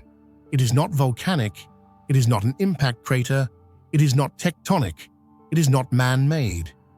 Yet it carries characteristics of all these possibilities, as if the Eye of the Sahara were a geological record from an era beyond our current understanding. Each ring of Rishat is like a hidden story. Each rock layer is a page of history with its beginning erased. Every detail reminds us that Earth still holds countless secrets modern science has yet to uncover. And perhaps it is this very uncertainty that makes the Eye of the Sahara one of the greatest symbols of the ancient world, a colossal eye silently watching us from the desert, reminding humanity that there are still truths far beyond our comprehension. In the vast world of archaeology, few objects unsettle researchers the way the Nimrud lens does. It is too precise to be dismissed as decoration, yet too imperfect to fit any known category of ancient optical technology. It sits like a misplaced anomaly in the grand narrative of Assyrian civilization, a fragment barely more than 3 centimeters across, but powerful enough to ignite nearly 2 centuries of debate and confusion. What makes it so disorienting is not its size, nor even its age, but its impossible shape, a form that appears nowhere else in the ancient world, a design that should not have existed at that time. From the moment it was unearthed, the Nimrud lens has whispered a dangerous question. Did the ancients know more than we think? Or is this object a clue to a forgotten chapter of human history? What do you think about the impossible shape of the Nimrud lens? Is it a lost technology, or evidence of an even older knowledge system? Share your thoughts in the comments below. The shape of the Nimrud lens has long been its most debated feature because it resembles no other optical object known from the ancient world. One side is ground flat, with deliberate precision, while the opposite side curves gently in the manner of a converging lens, a design far beyond any typical stoneworking techniques of the Assyrian period. Compared to modern optical standards, it is imperfect, yet this very in-between quality makes the issue harder to explain. If the Assyrians lacked optical knowledge, why would they accidentally create a structure capable of focusing light? But if they truly understood such principles, why has only a single artifact like this ever been discovered? The strange combination of a flat surface and a curved one has led archaeologists from the 19th century to today to ask the same question: is this the remnant of a lost technology, or merely a coincidental product that happens to resemble a lens? No one has been able to answer with certainty. When researchers exposed the Nimrud lens to strong light, they discovered something unexpected. This tiny object can magnify up to about 3 times, allowing details invisible to the naked eye to become clear. Its magnifying power is not strong, yet it is sufficient to prove that the curvature of the lens was not accidental. It creates a noticeable converging effect, suggesting that whoever crafted it may have understood, at least intuitively, how light behaves on a carved stone surface. This raises a profound question. If the Assyrians truly knew how to use the lens as a primitive magnifying tool, then they possessed a level of optical understanding that history has never credited them with. But if the object was purely accidental, why does it function with such accuracy? Both possibilities force archaeologists to reconsider what they thought they knew about the scientific capabilities of the Assyrian civilization. The most puzzling part is that no surviving Assyrian texts mention lenses magnification or visual tools for artisans. This creates a striking contradiction. An object with clear magnifying ability exists, yet it appears nowhere in Assyrian written or ritual records. Why did optical knowledge exist, but later vanish? Or was the lens a rare tool reserved for elites, never recorded in administrative or religious texts? One popular interpretation is the hypothesis that the Nimrod lens may have been used as a fire-starting lens. Although it does not possess the strong focal power of modern lenses, it can still concentrate sunlight enough to generate heat and ignite flammable materials. If this is true, its purpose would extend far beyond simple scientific utility, shifting, instead, into the realm of a ritual object used to kindle sacred flames during ceremonies or to symbolize the divine authority of the Assyrian kings. The fact that the lens was discovered among luxurious items, such as intricately carved ivory pieces in the Southwest Palace, further strengthens the idea that it was not merely a practical tool. Rather, it may have served as a symbol of purity, power, and sacred significance within the religious life of the Assyrian court.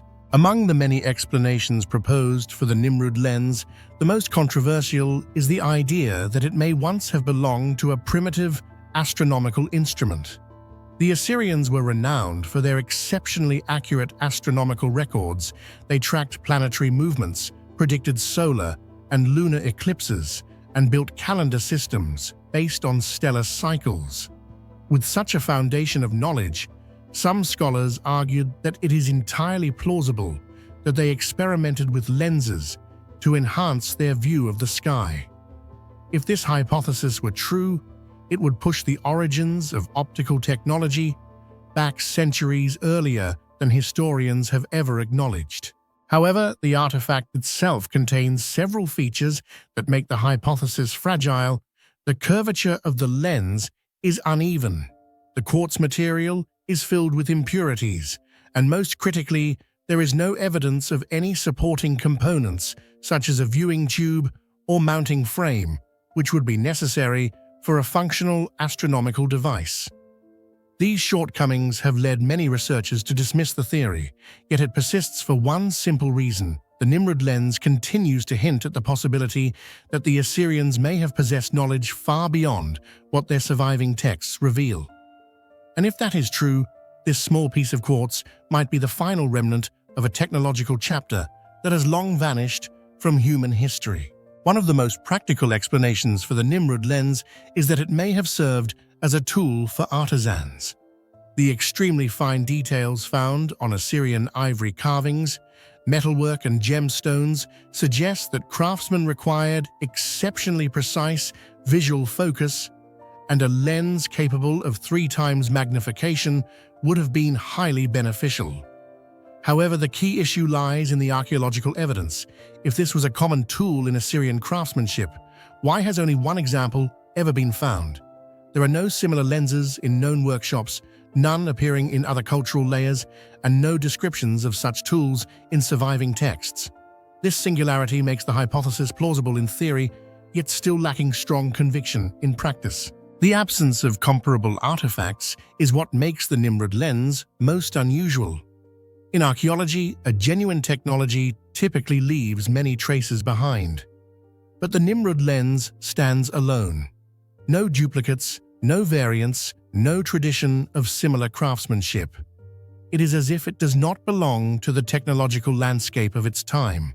The true origin of the Nimrod lens remains a question no one has been able to answer, as its unusually distinctive shape has led many scholars to doubt whether it was truly crafted by the Assyrians at all. If its design does not resemble any known Assyrian technical tradition, then where did it come from? Some hypotheses suggest that the lens may be a remnant of an even older culture, later reused by the Assyrians as a ritual or decorative object. Others propose that it might have been the creation of a single experimental artisan, someone who attempted a technique that no one else continued. Though no evidence confirms any of these theories, the absence of contradictory evidence also prevents them from being dismissed. And so, the Nimrod lens continues to exist on the boundary between knowledge and mystery. Whether used for magnification, fire-making, decoration, or astronomical observation, the greatest mystery remains its shape itself, a form that exceeds the norms of its era, unmatched by any known crafting technique, and most importantly, with no predecessors or successors. This is exceptionally rare in the world of ancient artifacts. Thus, the Nimrod lens is far more than a piece of quartz. It challenges our understanding of Assyria, the evolution of technology, and the possibility that certain branches of knowledge have quietly disappeared from human history. With just one small artifact, our picture of the ancient world is forced to expand, revealing gaps we never knew existed. The jade axes of Central America are considered one of the deepest archaeological mysteries of the region, not only because of the precious material from which they were made, but also because their true function remains completely unclear after decades of study. These axes appear scattered across Mexico, Guatemala, Belize, and Honduras, belonging to different cultures, yet sharing an oddly uniform shape, something difficult to achieve without a common origin or a cross-regional ceremonial system. What makes things even more puzzling is that jadeite, the extremely hard stone used to make the axes, is not always naturally available in the regions where the axes were found. This forces archaeologists to hypothesize that either ancient peoples possessed trade networks far larger than we currently understand, or that there once existed specialized production centers that disappeared from history, leaving behind only isolated artifacts that no longer tell a complete story. Yet even when we understand the material, the origins, and the complexity of the craftsmanship, the biggest question remains: what were these jade axes actually for? Why do you think these jade axes appear across so many different ancient cultures, yet maintain such a strangely uniform shape? Share your thoughts in the comments below. Even though they take the form of an axe, these jade axes show absolutely no signs of ever being used as tools. There are no chipped edges, no chopping marks, and no wear from contact with wood, stone, or bone. On the contrary, many of them are polished so finely that they reflect light, like a mirror, making it hard to believe they were ever intended for labor or combat. Such perfection raises a profound question: why did ancient Central American communities invest immense effort into shaping a stone nearly as hard as diamond, only to create an object with no practical function? This contradiction lies at the very heart of the mystery. Many ancient cultures crafted ceremonial axes, but the jade axes of Central America go far beyond established patterns.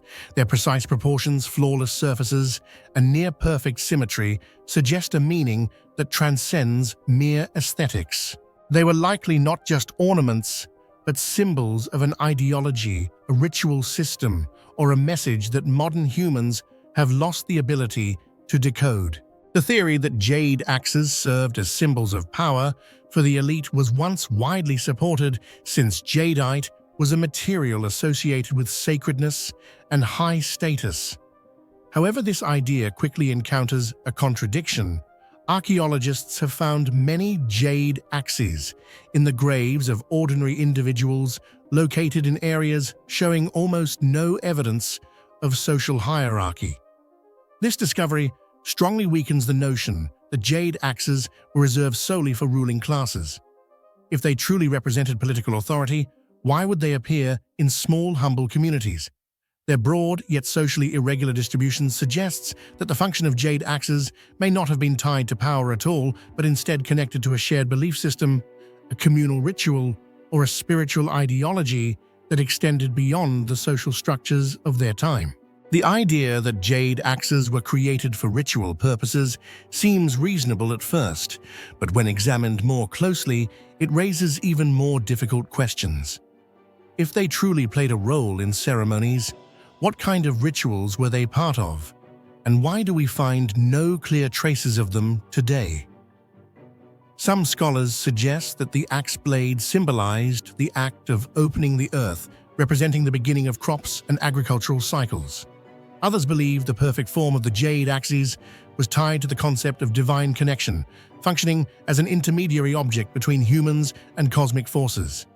A bolder theory proposes that they served as heirloom items, symbols of communal continuity passed down through generations. Yet all these ideas lack concrete evidence. If such rituals ever existed, time has erased their footprints, leaving behind only silent artifacts whose true meaning has long faded into obscurity. Some jade axes are so massive that they could not possibly have been used by hand, too heavy, too thick, too unrealistic to serve as tools or weapons.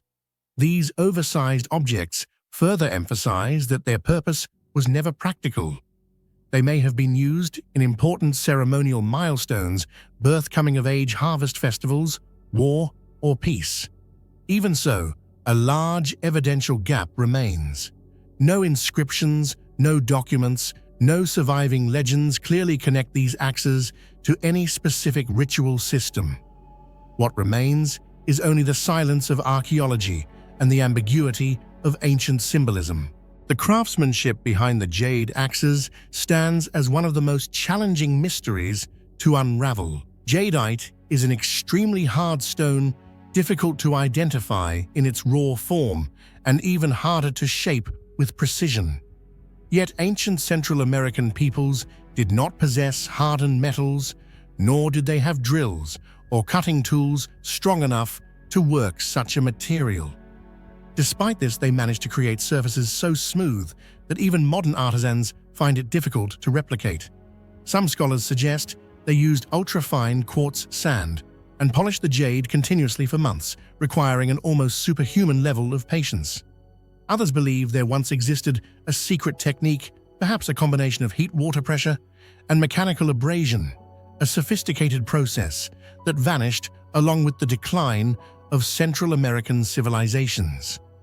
If this theory is true, the jade axes were not merely ritual items, but evidence of an advanced understanding of materials far ahead of their time. The immense labor invested in creating objects not meant for chopping further highlights that their true value lay in symbolism, not practical function. One of the most perplexing mysteries is that archaeologists have yet to uncover any clear evidence of an actual jade axe workshop. There are no leftover jadeite fragments, no rough tools, and no mineral traces indicating a place where grinding, carving, or shaping once took place. This raises an important question: if hundreds or even thousands of jade axes were produced, where did the crafting process happen?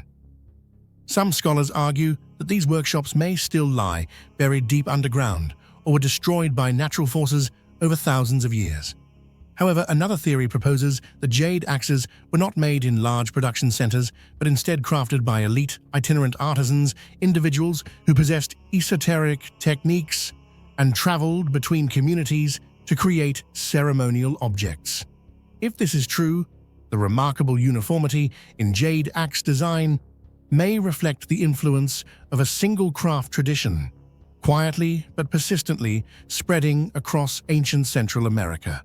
No matter which direction the research goes, the central question does not change. If not for chopping, why do jade axes exist? This question goes beyond technique. It touches the very foundation of how ancient people perceived their world. For them, an axe shape may not have represented a tool at all, but a spiritual emblem. Not a weapon, but a symbol of life, death, renewal, or the invisible forces governing nature. Modern people see an axe and immediately think of function. But in ancient cultures, this shape may have embodied an entire philosophy, a prayer, or a collective identity. And it is this clash between modern interpretation and ancient intention that creates the veil of mystery surrounding them. Today, the jade axes of Central America remain a testament to the limits of archaeological understanding. They are beautiful, refined, difficult to craft, widely distributed, and above all, never used as tools. All this makes them a monument to a lost body of knowledge, a ceremonial symbolism whose meaning may have vanished long ago. Yet each time a jade axe is unearthed, the same question reappears: are we looking at a fragment of a much larger ancient ritual system, a worldview that once shaped the lives of millions, but now survives only in the form of axe-shaped objects, never meant for chopping? The answer remains shrouded in darkness, and perhaps that is why their mystery endures. Sigiriya, or Lion Rock, is not just a colossal monolith rising sharply above the forests of Sri Lanka. It feels like a challenge from the past, thrown directly at the present.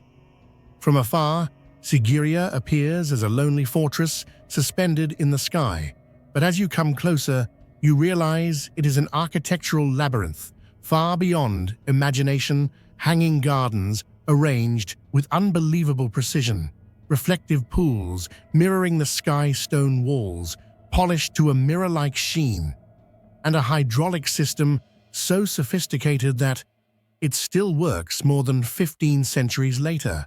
No one truly knows how ancient builders managed to transform a nearly vertical rock into a sky-high city. Nor does anyone fully understand why every detail from water channels and pathways to unfinished rock carvings follows a mysterious logic that surpasses typical royal architecture or military design. The deeper one explores Sigiriya, the more it feels like we are standing before a masterpiece that modern knowledge can barely touch, while its true nature remains hidden beneath the mist of time. Do you think Sigiriya was truly a royal palace, or was it built for something far more mysterious? Share your thoughts in the comments below. At the foot of Sigiriya stretches an intricate system of gardens and hydraulic structures so sophisticated it seems almost unbelievable. The geometric gardens are arranged along perfectly symmetrical axes, combining pools, channels, and ceremonial walkways aligned with near mathematical precision. A closer look at their operation reveals the brilliance of ancient engineering. The water channels were positioned at exact heights and slopes to create fountains powered solely by natural pressure. No wheels, no pumps, not even a single mechanical device. When heavy rains fall, the entire system activates seamlessly, proving that the ancient builders understood fluid dynamics and hydraulic principles in remarkable depth. This refined engineering has led many researchers to believe Sigiriya was far more than a royal fortress. It stands as evidence of a civilization whose technical mindset was far ahead of its time. Along the winding pathway on Sigiriya's cliffside, visitors encounter the mirror wall, a surface polished so perfectly that it could reflect a human face more than 15 centuries ago. What makes it truly mysterious is that the material responsible for such a shine remains unexplained. What ancient plaster mixture could achieve a smoothness rivaling modern mirrors etched and painted across its surface are hundreds of ancient poems capturing the emotions of pilgrims from the 8th to the 10th century. These writings are not merely marks of time. They reveal that Sigiriya had become a sacred destination long after King Kashyapa's reign ended, turning the mirror wall into a living diary of the past. Then there are the Sigiriya frescoes, depictions of celestial maidens painted with organic pigments that have survived with extraordinary durability. Their style does not match that of Sri Lanka nor India during the same period. Instead, they reflect an artistic tradition that remains unidentified. Their fluid lines, refined composition, and enigmatic expressions have sparked debate for decades.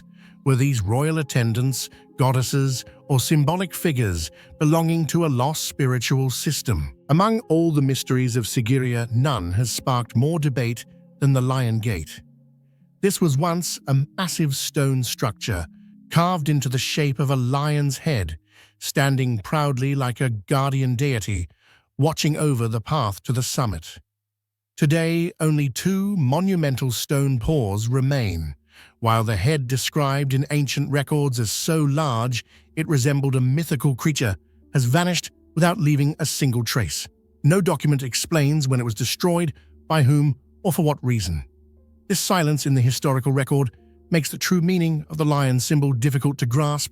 Was it a sign of royal power, a profound religious emblem, or a gateway to the heavens, symbolizing the ascent into the sacred realm atop the rock? Thus, the Lion Gate remains one of Sigiriya's most enduring unanswered questions. The overarching question surrounding Sigiriya, one that makes it one of the most debated ancient sites in Asia, is what truly is Sigiriya? For decades, traditional history has claimed that it was merely the palace fortress of King Kashyapa, built during his usurpation of the throne while he lived in fear of retaliation from his brother. Yet when archaeological evidence is compared with the characteristics of a typical fortress, this theory weakens considerably. Sigiriya is too complex, too refined, and too impractical to have served only military or residential purposes for a king haunted by anxiety. Many structures atop Sigiriya exhibit no defensive function whatsoever. The rectangular pools, the vast ceremonial terraces, and the open corridors arranged in perfect symmetry suggest a ritual complex rather than a fortress. If defense were the primary goal, the builders would not have invested so heavily in aesthetic symbolism and astronomical alignment.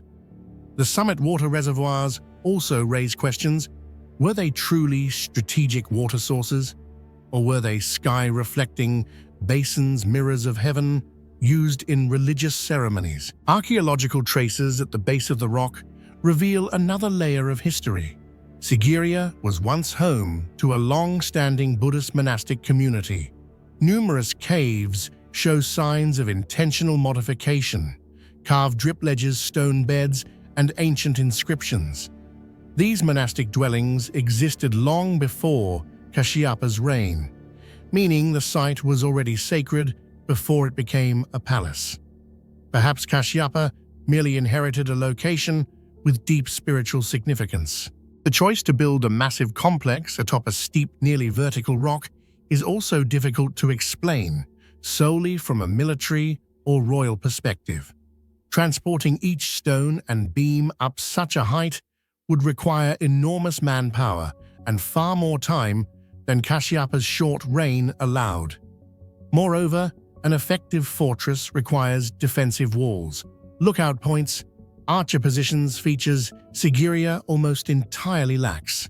The single exposed ascent would have been a weakness, not a strategic advantage. For these reasons, many scholars propose that Sigiriya was not simply a palace, but the earthly representation of Alakamanda, the heavenly palace from Sri Lankan mythology, where gods dwell among the clouds.